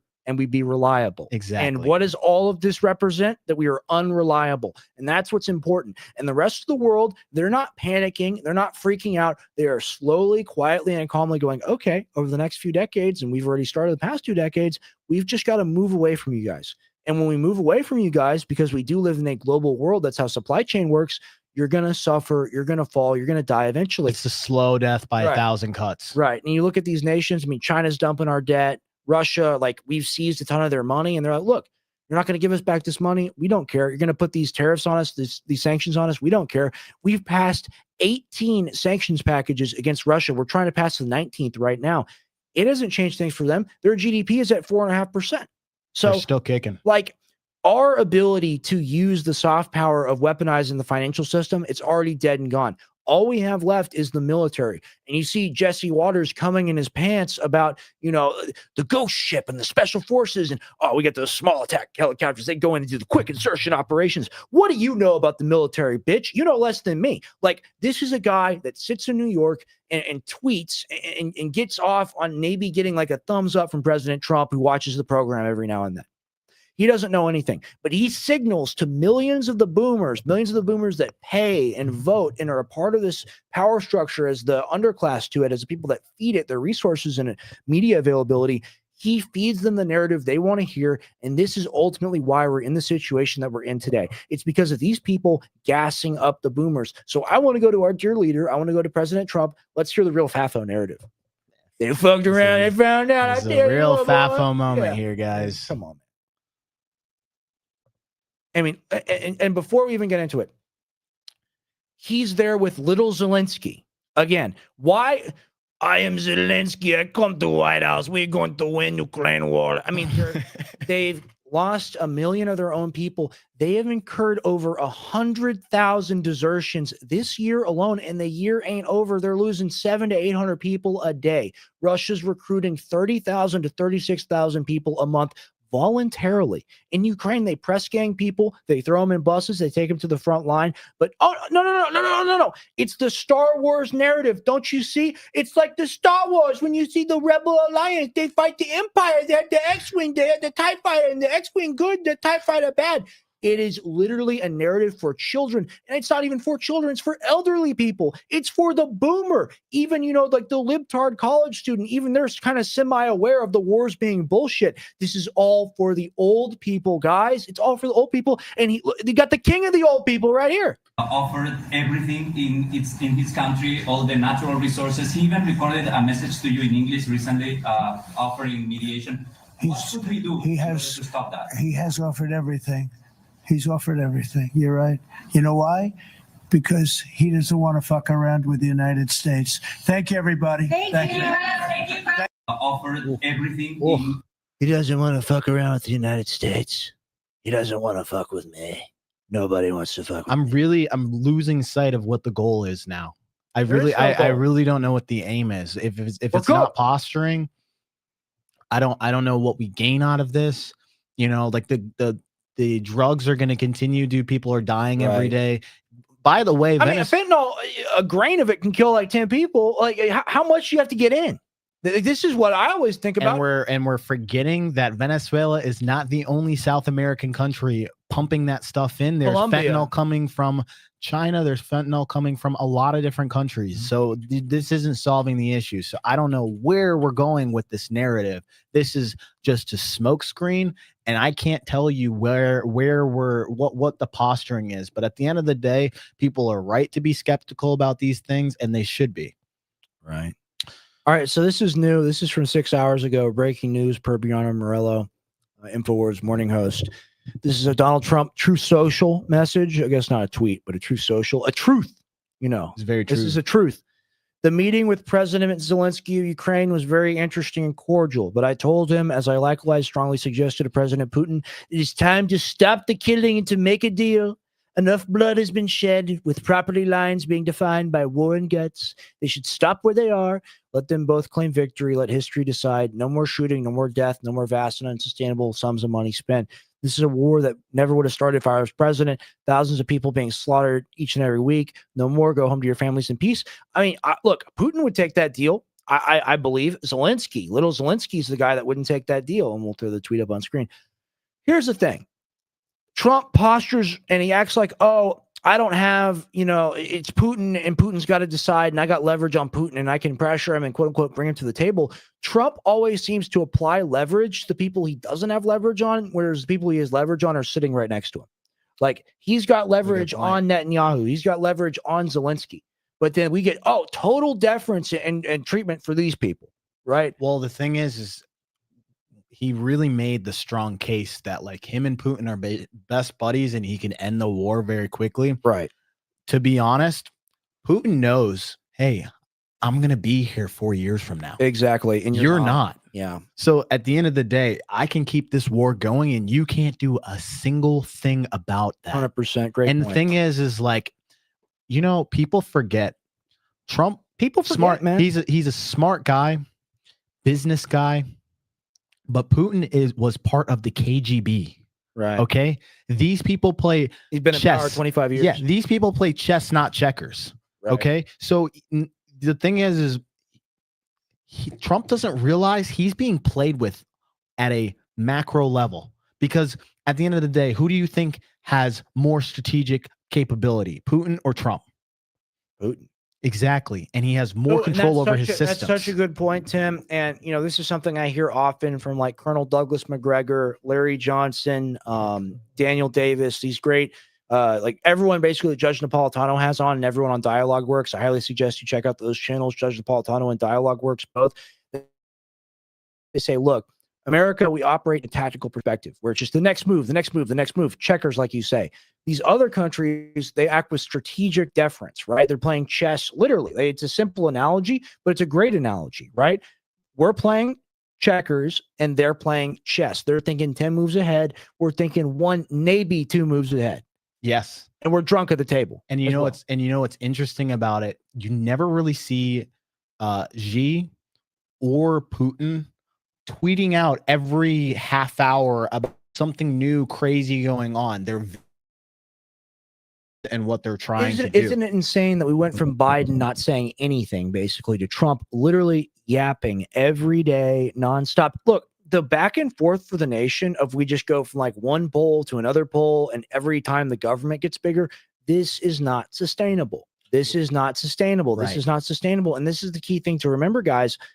Ultimately, it doesn't matter who you vote for because the government gets bigger every time. And by the way, another thing that I just really had a realization about, and that people should really understand, America is not great because of our government system. Right. It is great because of the businesses, the services we have created, the intelligent people that we import from overseas, from like China, India. We're taking the most intelligent people overseas, and people are coming in like Elon Musk, creating these amazing technology that the rest of the world needs, and we're like doing fantastic things. Last time I checked, the $1 trillion budget from the government has not solved any of the problems that has made America great. Here's the thing: even if we didn't have $1 trillion to play with, no one's going to invade America. We're not defending anymore. We have 600, 700 bases across the world that are not solving any particular problem. People want to be in America because we've created this culture. We've created media. We've created a bunch of celebrities and people that people enjoy. It's a soft power, and we're giving all that away in exchange for the hard power, and the hard power never won us anything in the first place. Exactly. It was just the idea and the concept. Dude, the reason why they thought we were fun. They thought we were fun. Now they realize we're insane. Because when you're in China and when you're in India and your parents are telling you, you got to do homework for 15 hours, and then they watch a movie seeing all the fun that people are having at these clubs and these bars and the American dream, And the shows. Yeah, and all the crazy stuff you can do. It sounds simple, but that's the truth. Like Exactly. This is what the military people say too. This is what they all talk about, is that image of America being that quote unquote shining city on a hill. And we're not that shining city on the hill because of our weapons or like really even our infrastructure. It's because this was supposed to be a fun place to go. Exactly. And that is the missing key. And so rather than incentivizing people with the carrot and the good things and just being able to like posture in a way that like you can just cooperate, we just bring out that massive stick and just play whack-a-mole to anybody who stands out of line. That's the problem. Correct. Absolutely correct, Tim. Now you have more for the Venezuela, don't you? Those were the only 2 clips that I had from that. Okay, well, we can get into the next story. And I want to read some comments first. We haven't. Go ahead. I'm going to pull up some more stuff. We have not given people some love. Yeah, go ahead. Oh, you need this. Just give me 1 second. Yeah. 1 second. I just want to prep our stuff for the next segment, guys. Thank you very much for being here. Subscribe to The Gray Area on YouTube and Rumble and follow Truism Tim. Yeah, we've got there's a couple of episodes that were released today. We put out the episode with Chase, right? Talk about that. Yeah, we did a interview with Chase Geyser. Fantastic guy. I really enjoyed that interview.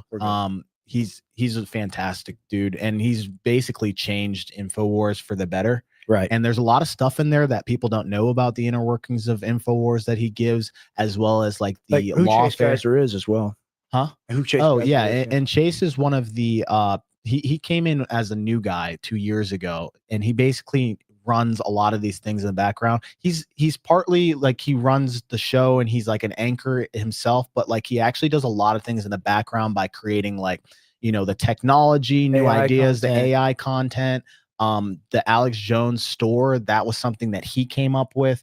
And he's done a lot of stuff with Bigley, and He's like a great doing guy. a lot of things with them. So, I mean, he's kept InfoWars afloat and moving in the right direction. He's and phenomenal. So, yeah. We love him, and you'll learn a lot of personal stuff from that broadcast. It really was a phenomenal interview.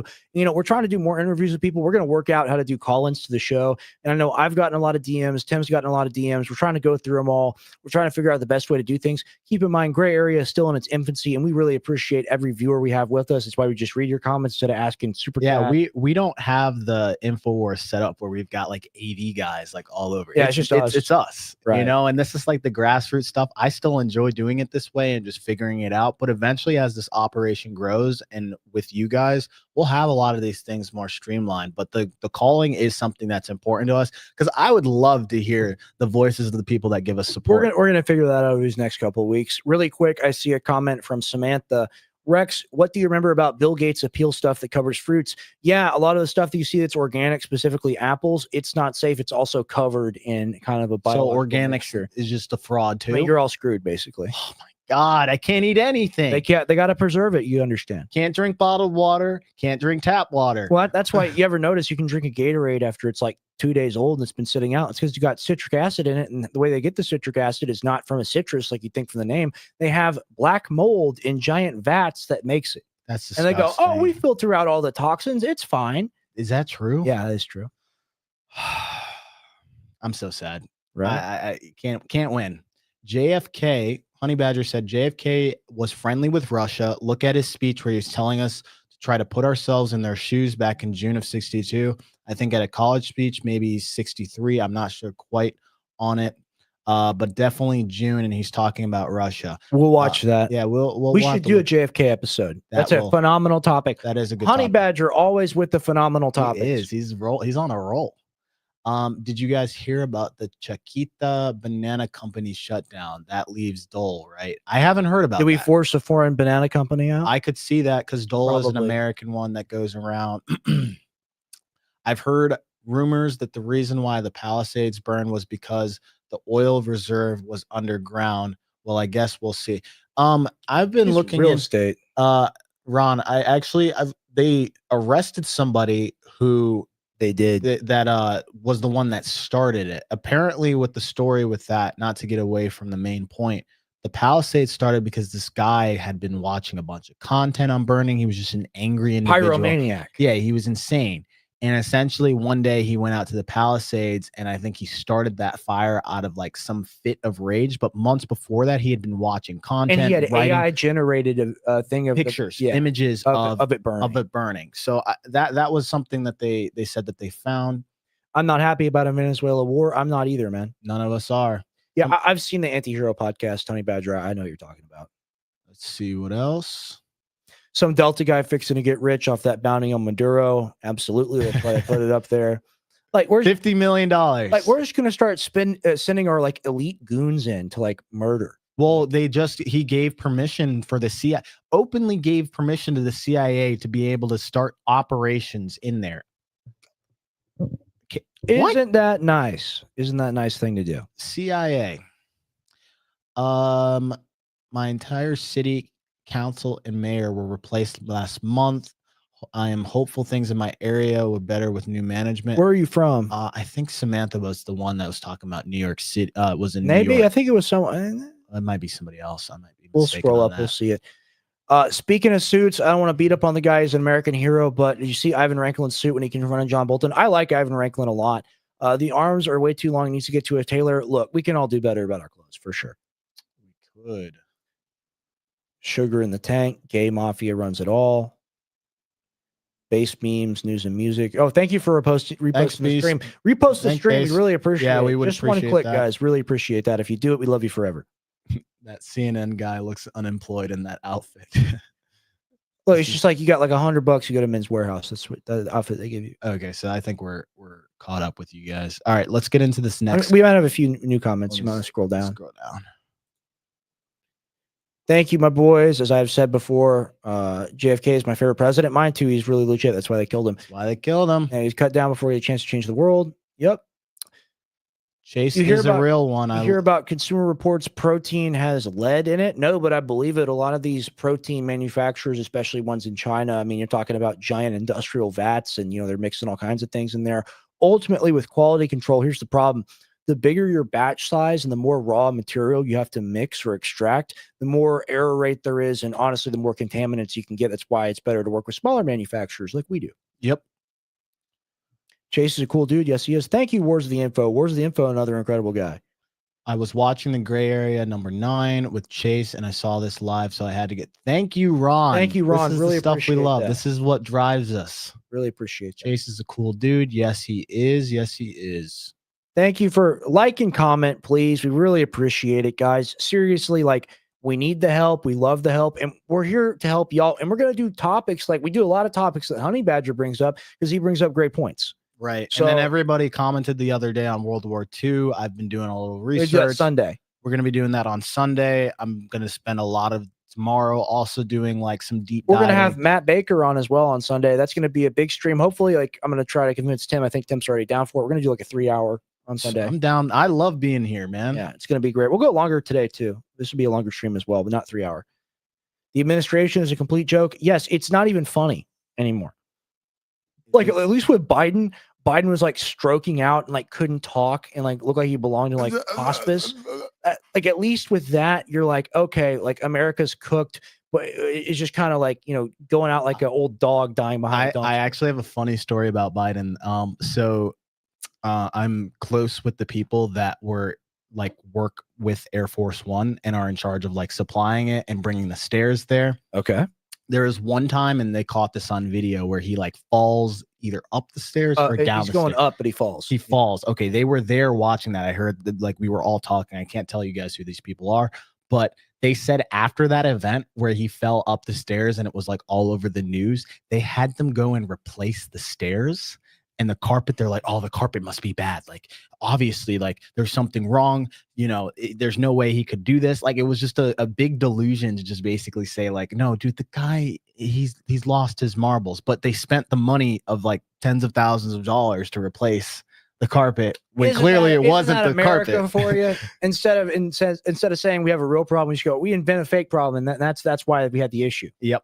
That's exactly That's what what we they do. did. And so they had to spend all that time doing an inspection, sending guys out there to inspect the stairs and make sure that, oh, there's something wrong with the stairs and not the guy. Right. All right. We got Rupert in studio now. All right. Go over to the dog bed, buddy. Don't make me shock you like Hassan. I'm gonna zap you. You could never. No, I would never. Come here. Come on, Rupert. Go over to the dog bed. Go now. Go now, please. Come on, people. The viewers want to see you. Go to the dog bed. We're about to hit the dog cam. He's about to come over, guys. Good dog. Rupert, go sit down. Come on. Come on. Go sit down. Now. Come on. Maybe you can convince him if you stand up. Yeah. Come on. Thank you, Tim.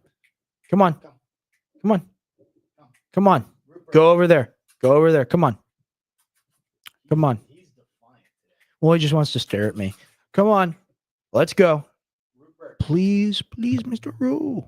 Please, come on, buddy. All right. Yeah, whatever. It is what it is. Thank you for trying, Tim. I really appreciate that.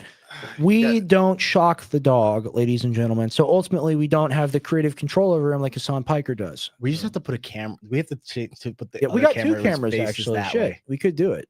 I'll do it right now. Yeah. All right, we're gonna show you the dog. Everyone loves Rupert. Everyone wants to see Rupert.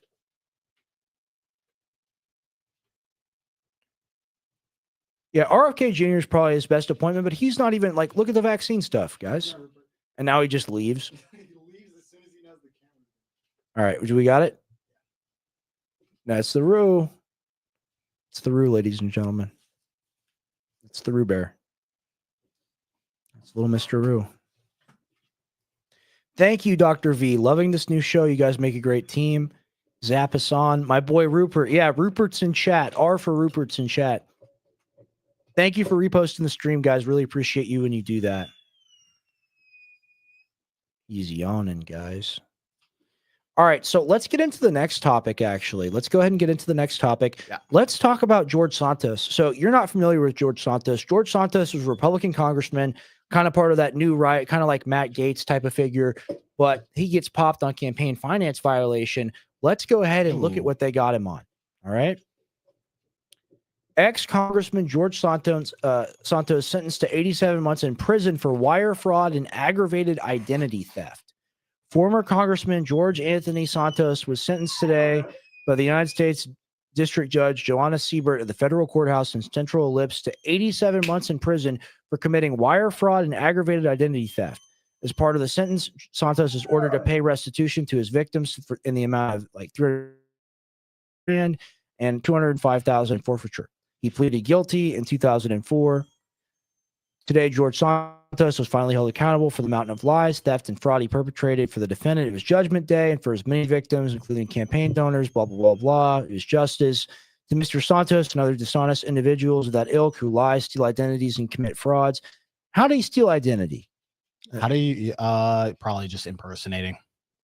That's what it comes down to. All right. So the purpose of the scheme was to ensure that Santos and his campaign qualified for a program administered by the National Political Party Committee to provide financial and logistical support to Santos's campaign. To qualify for the program, Santos had to demonstrate, among other things, that his congressional campaign had raised at least $250,000 from third-party contributors. Okay, so yeah, he lied about how many donations he got.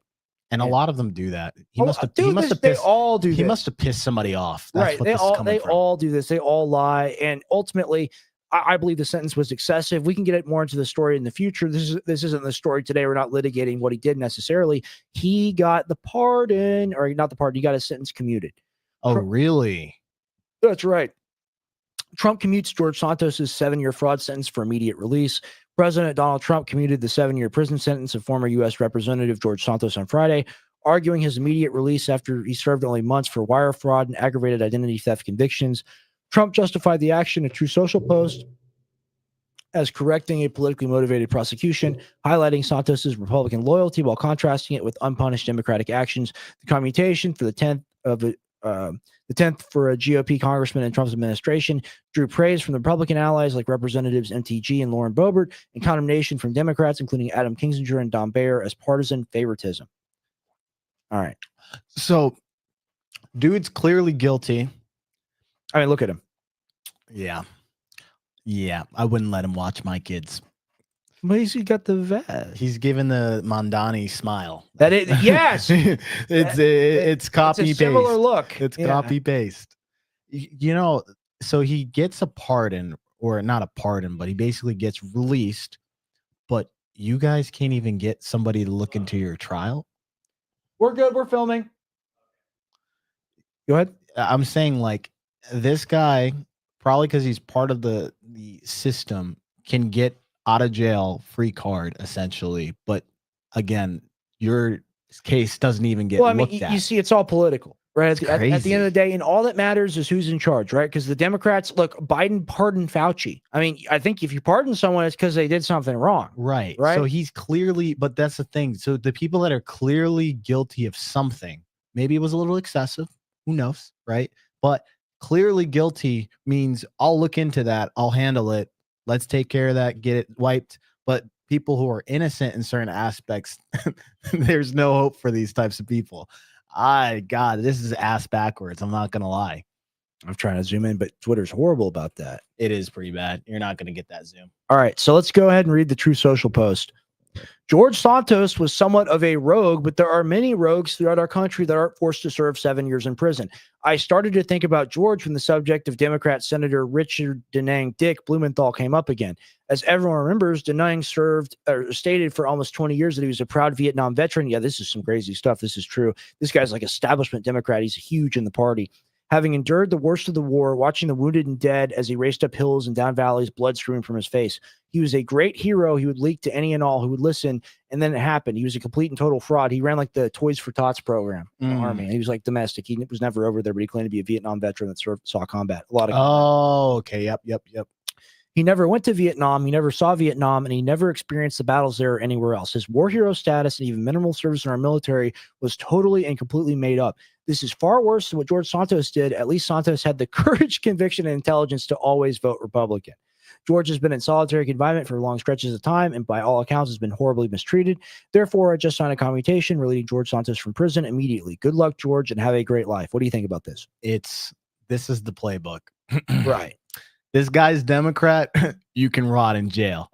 He's on our team. Trump, we need you to do something about this. All right. Give me the details. Okay, cool. He's our team. Let's get him out. Right. Like, that's what it is. Like, you tell me this guy's Democratic. If he's in the Democratic Party, does he get out of prison immediately and say, have a great life? No, and maybe when the next one gets Trump is going to be like, no, he's guilty. Guilty as charged. I mean, I'll increase his sentence. I'll add a little bit more. I mean, if you look at the powers of the president, the power to pardon and the power to commute sentences is really crazy. Because essentially, can he pardon himself too? Who, Trump? No, can the president pardon himself? I'm pretty sure you can. That's a good question. I think so. Let me look we look this that up. up. Let me look Chat this up. GPT that really quick. But yeah, the power to just essentially wipe away a criminal conviction is wild. And need this to is see why that. I make the argument about civil court being worse than criminal court is because per the Alex Jones precedent, they can just declare you guilty or liable. And a judge can do it with really like no due process. And then you got $1 billion over your head. You can't do anything about that. But if you get sentenced to 7 years in prison, the president can just write something down and then you're out. And, you know, it's pretty crazy. Yeah, they're literally allowing or just standing by and allowing AJ to be crushed, but they'll drop everything to free George Santos. I mean, yeah, like it's got a lot to do with the presidential power, but also, and this is the point I made at the TPUSA event yesterday. The issue with our case, let's just assume like Alex is the worst person ever. My dad is the worst person ever. And that, you know, he's a big meanie and he has to pay. All right. Let's just assume that. I don't grant that, by the way, but let's just assume that that's the case. The FBI and DOJ received money and they paid money to the law firms that sued him. Right. And that renders the whole case invalid. But we don't hear anything about the $40 million that the Democrat law firm got to write off as pro bono work suing us. We don't get to hear anything about the $1.8 million that they got. It doesn't matter because it's civil court. And ultimately, hey, you don't go to jail. It's not that big a deal. I would argue it is a big deal. And, you know, I've been doing more research on the case, and my argument for our case always hinged on the 8th Amendment, like excessive fine, right? But the more I learn about the 8th Amendment doesn't apply to a civil judgment. That's crazy. This is what just federal. No, like in general, and not just and not even criminal. Like just in civil court. Just civil it doesn't apply. Wow. I think that needs to be changed. Yeah. And I'm going to lobby for the rest of my life that needs to be changed. And the Supreme Court, hey, Dred Scott case, they make mistakes, guys. Actually, that's one of the reasons why pardons exist. I was looking this up. I'm like, why is pardon even a thing? It is because judges and juries make mistakes and presidents can correct unjust situations. But not in civil court, not for us. Not for us. Also, a president technically, there's no precedent for it. They can theoretically pardon themselves but that's pretty much incriminating yourself in terms of you being guilty. There would be a very big debate for this. Right. You know, that's Right. that's clearly Supreme why Court would probably rule on it. You know, that would it's go not to the happened Supreme before. Court. It's never happened before. Okay. Maybe we'll see that in the future. All right. All right. Here's a tweet again. But MTG saying thank you. Ooh, seniors. All right. We got people at come on. Come on, man. It's bullshit. All right, so we've had a lot of people asking us about the indictments, the Comey indictments, the Brennan and Clapper stuff that may or may not happen, and now the John Bolton stuff. John Bolton has pled not guilty to charges of mishandling classified information. John Bolton is a guy, I forget who, Sheldon Adelson, Miriam Adelson's dead husband. He's the person that pushed to have John Bolton in the first administration. John Bolton is like a notorious war hawk. He's super anti-peace, pro-war. He was in Trump's first administration, and he was one of the big bad picks that people didn't want. And he was one of the people that, quote unquote, Trump didn't know what he was doing, and he got a bunch of people to just like work against him without his knowledge. This is that guy. And now he's been, I guess he's been arrested. It says he's surrendered to federal authorities and is expected to appear in court. John Bolton, former national security advisor to President Donald Trump, pled not guilty in federal court in Greenbelt, Maryland, on October 17th. After he was indicted on charges of mishandling classified documentation, Bolton surrendered to authorities and turned himself in Friday morning at the Maryland courthouse, where he later pleaded not guilty before a federal judge. Bolton, who has become an outspoken Trump adversary, of course, after being fired from the first administration, is the latest of the president's perceived enemies charged by the Justice Department following the indictments of FBI Director James Comey and New York Attorney Generals Letitia James. In an 18-count indictment, Bolton is accused of sharing diary-like entries with two family members in 2018 and 2019, detailing his activities as a national security advisor that included classified information. Oh, that's wild. Bolton, in a statement, denied the charges and said that he is Trump's latest target and weaponizing the Justice Department to charge those who he deems to be his enemies. These charges are not just about his focus on me or my diary entries, but his intensive effort to intimidate his opponents, he said. This guy is like the demonic war walrus. That's what this guy is. He's accused at the center preparation for his book. Okay. So information allegedly included covert actions planned by U.S. government intelligence confirming a foreign adversary was responsible for an attack, and sources and collection methods used to obtain statements of a foreign adversary according to the indictments, like torture probably or something like that. Look at this guy. You sure do know how to pick up. They know how to get a photo, yeah. Here's the thing: is USA Today, they don't want to pick a flattering photo for him. Of course not. Why would they? I mean, I don't think the flattering photo of him exists. Okay, whatever. Look, the question people are asking us, the question that our viewers are asking us are like, do these indictments go forward? Are these people going to get jail time? Is this actually going to happen?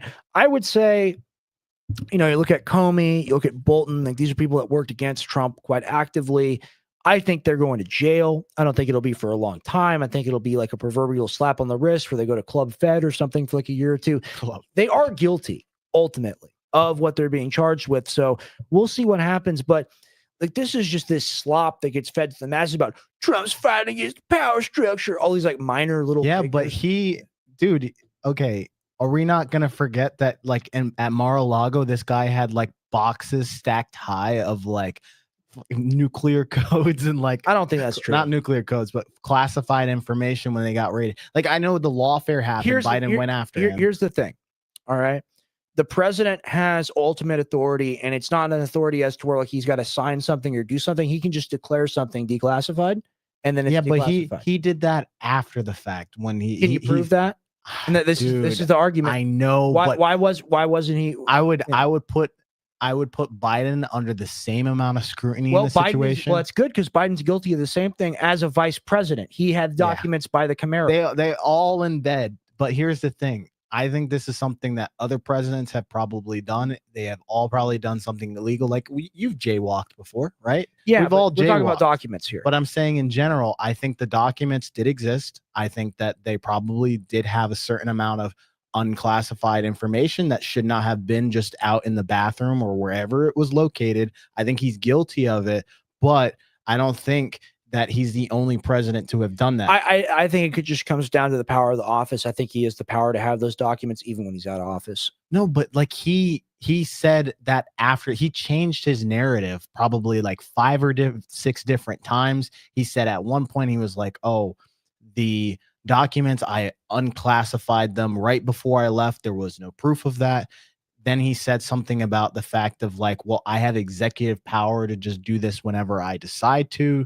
And it's like, I saw like what they were trying to do by proving the fact that he was guilty. And there's a little bit of like political play here right now. I know, but at the same time, my whole point is like all of them are guilty of the same thing. Right. So for him to be able to do this and say Bolton is doing this with classified information. But Bolton's not elected. Bolton is an appointed figure, right? And he's given a mandate to control like a certain aspect of the administration, right? So it's not the same thing as like the leader of the administration doing it. He's ultimately working at the behest of someone. He's not working on his own autonomy. This is true, but like imagine somebody goes into Mar-a-Lago and goes into that closet because it's probably not guarded. And they start reading the information. I bet you the freaking maid could have just been looking up something if they decided to, and that room probably wasn't locked at a certain point. It was just willy-nilly around.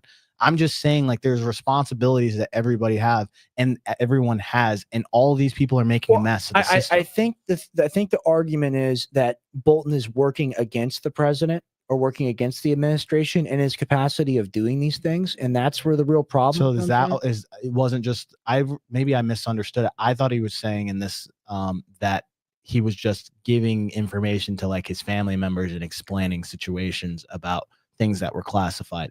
Did I misread that somewhere? I guess that's true. I guess that's the narrative, but I don't know how much I believe that narrative, and that's what he claims. It's not what the government's claiming. Okay. But let's see. Do we have anything else tonight? Do we have anything else tonight? I just looked up indictments on this tab. Well, let's just go ahead and wrap up the show and talk about what we talked about today, just meta level. And talk about, and we'll read some comments before we get off. Absolutely.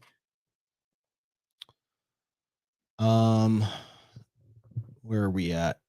Okay, so the paper, there's paperwork on classification stuff. Just follow that trail. Yeah, I don't think he submitted the proper paperwork. That's what the argument was, and that was the case that I was making. Like, yeah, you can say, oh, I declare these unclassified now that I got in trouble, but he didn't go through the process to do that, so it's still illegal is what I was getting at. Right. Imagine calling fringe activist guys an ignorant retard. He's referring to the assistant or deputy AG Todd Blanche. Yeah, I mean, like, look, here's the thing, and this is what we talk about ultimately, you know, about like Jesse Waters and the Fox News people. Even though we have more viewership than these people do, they're still more important, quote unquote, because that's what the power structure and the boomers understand to be important. Yeah. So, like, who cares about the viewer count? These are the people like in the studio in New York. They're the ones that are important, right? And they have the money. That's where they think that all the viewer eyeship goes to. The eyeballs go. MTG should be trying to help more. I agree, 100%. We read that one before. Sick caller, Rupert. Here, we'll cut to Rupert cam real quick. There he is. You can kind of see his legs. He's asleep, kind of pretending to be asleep. But yeah, thank you for reposting the stream. Rupert is a good boy. Yeah, Zap is on. Loving the new show. Y'all make a great team. Thank you very much. Thank you. Appreciate that. They kill anyone that can unite people and bring peace to the world. Sad fact. Very true. RFK Jr. is really helping the world. I mean, he's trying. He's trying, but what about the vaccines? I don't think he's going to do enough to actually change the status quo. Right. At the end of the day, I was really excited to see what he would do with like the FDA and like the substances and the food. And like, I thought he was going to just like massively overhaul like that system, but I don't know. Maybe I'm wrong. I haven't seen significant change in that area. Rex Fuentes, My America First substitute for tonight. Thank you for that. We're more of an interactive show. We want more comments from y'all. Just type out any crazy thing. We're not even charging for this, guys. We're not those people. We're not super chatting. Jesse got the big eyebrows. I can relate to those caterpillars. It's funny. We talked about the appeal stuff. I think we've read these. Yeah, we've read these, but we've probably missed some. It's called The American Dream because you have to be asleep to believe it. That's a good one. That's Who a wrote George that? Carlin quote. Speaking of suits, yeah, we read that one. Well, you know, we love you guys. Wish you'd talk to us just a tiny bit more. We appreciate everyone that talked. There's paperwork on the classification stuff, though. Just follow that trail. Yeah, any crazy thing, Agent Phil, we're happy to do it. But we've been live for 2 hours. We're probably going to wrap up for tonight. We are probably going to wrap up. Good show. There's going to be a longer show on Sunday. We're really looking forward to that, guys. We're going to do World War II coverage, the full deep dive. We're going to interview Matt Baker, Dreadhead Alex Jones, phenomenal character. And we're going to cover current events. I'm sure something crazy will happen before Sunday. Oh, 100%. There's always something that's happening every single day, guys. We're really thankful to the people that are here, and we encourage you, please follow. You guys could be in the club right now on a Friday, but you guys decided to tune in and watch with us. So that is fantastic. We love you guys for that. And please follow him on Twitter. Yeah, please give me a follow. I really appreciate all the support that I have been getting from people. I respond to DMs. I respond to messages. Everybody's on the ground level. I'm not one of those people that's up top that just ignores people. So, pretty much like if you guys have ideas, you have videos that New Groper, I'm sorry, I didn't respond to the message that you sent to me earlier. I was going to read that and probably show the clip, but maybe we'll get that in for Sunday. But things that you guys want to talk about, you can shoot me a DM. You can message me on one of the comments. Like I respond, I look at the comments, I see what's happening, and I love interacting with you guys. So right. And people start pouring in as soon as we're almost done with the show. I know it always happens that way, you know, but it's a Friday night. I didn't expect, people are still, trying to wind down for the day. But Sunday, I know everybody's kind of getting ready for the week. So really quick, I just want to put this out here. Tim does a lot of great work clipping the lives and putting them out, retweet the stuff. And I encourage y'all to retweet it as well. If you want to clip us, if there's a moment of live stream that you enjoyed, please do so. Yeah, it really helps. We'll talk to you. We really appreciate it, guys. And thank you for being here with us tonight. We're going to have more guests. We're going to have Matt Baker on, Slave to Liberty on Twitter, phenomenal guy. We're going to do a call-in. We're figuring out how to make that work right now with the technology. And we're going to do a better job reading our DMs. Yes. Right? And to answer you, Chuck, yes, we are going to be doing more guests. Rex is like still, there's like a social credit that you got to get sometimes where he's now getting back into the mainstream of everything, but he's in communication with a lot of these big figures. We got a lot of great people queued up, but there are a lot of like geopolitical analysts and guests that we're working really hard to get on. Yeah. We want to do like Judge Napolitano dialogue work style coverage. I mean, some of these characters, they go live like every day to do analysis. It's pretty insane. So if we can get a couple people like that, like I love Larry Johnson. Clip this and send it to him. Larry Johnson, I watch you on Judge Nap. I watch you on Dialogue Works. I mean, look, I'm a huge fan. I'm a huge fan of Ray McGovern as well. I'm a huge fan of Judge Napolitano in general. I'm a huge fan of the dog's going crazy. Everyone on those two channels, I love them. I respect them. Pepe Escobar. That's another one. I love you, Pepe. I love Gerald Celente as well. It would be my dream and honor to interview Gerald or just have him on the show. I've been watching that guy since I was like 6 or 7 years old. The Trends Journal, go subscribe to the Trends Journal. I subscribe to it. I read it. Wonderful news if you want to know what's happening now. And of course, subscribe to us on the Gray Area on YouTube and Rumble. New videos out. You guys should go watch them. We posted 2 today. So you got plenty of content to watch and keep you busy tomorrow on Saturday while you're driving to do your errands. And then you get to tune in on Sunday night where we will be live with a guest. So like we said, thank you so much. We love you guys. Appreciate this. This has been a phenomenal stream. We will see you guys on Sunday. Thank you. Godspeed and good luck.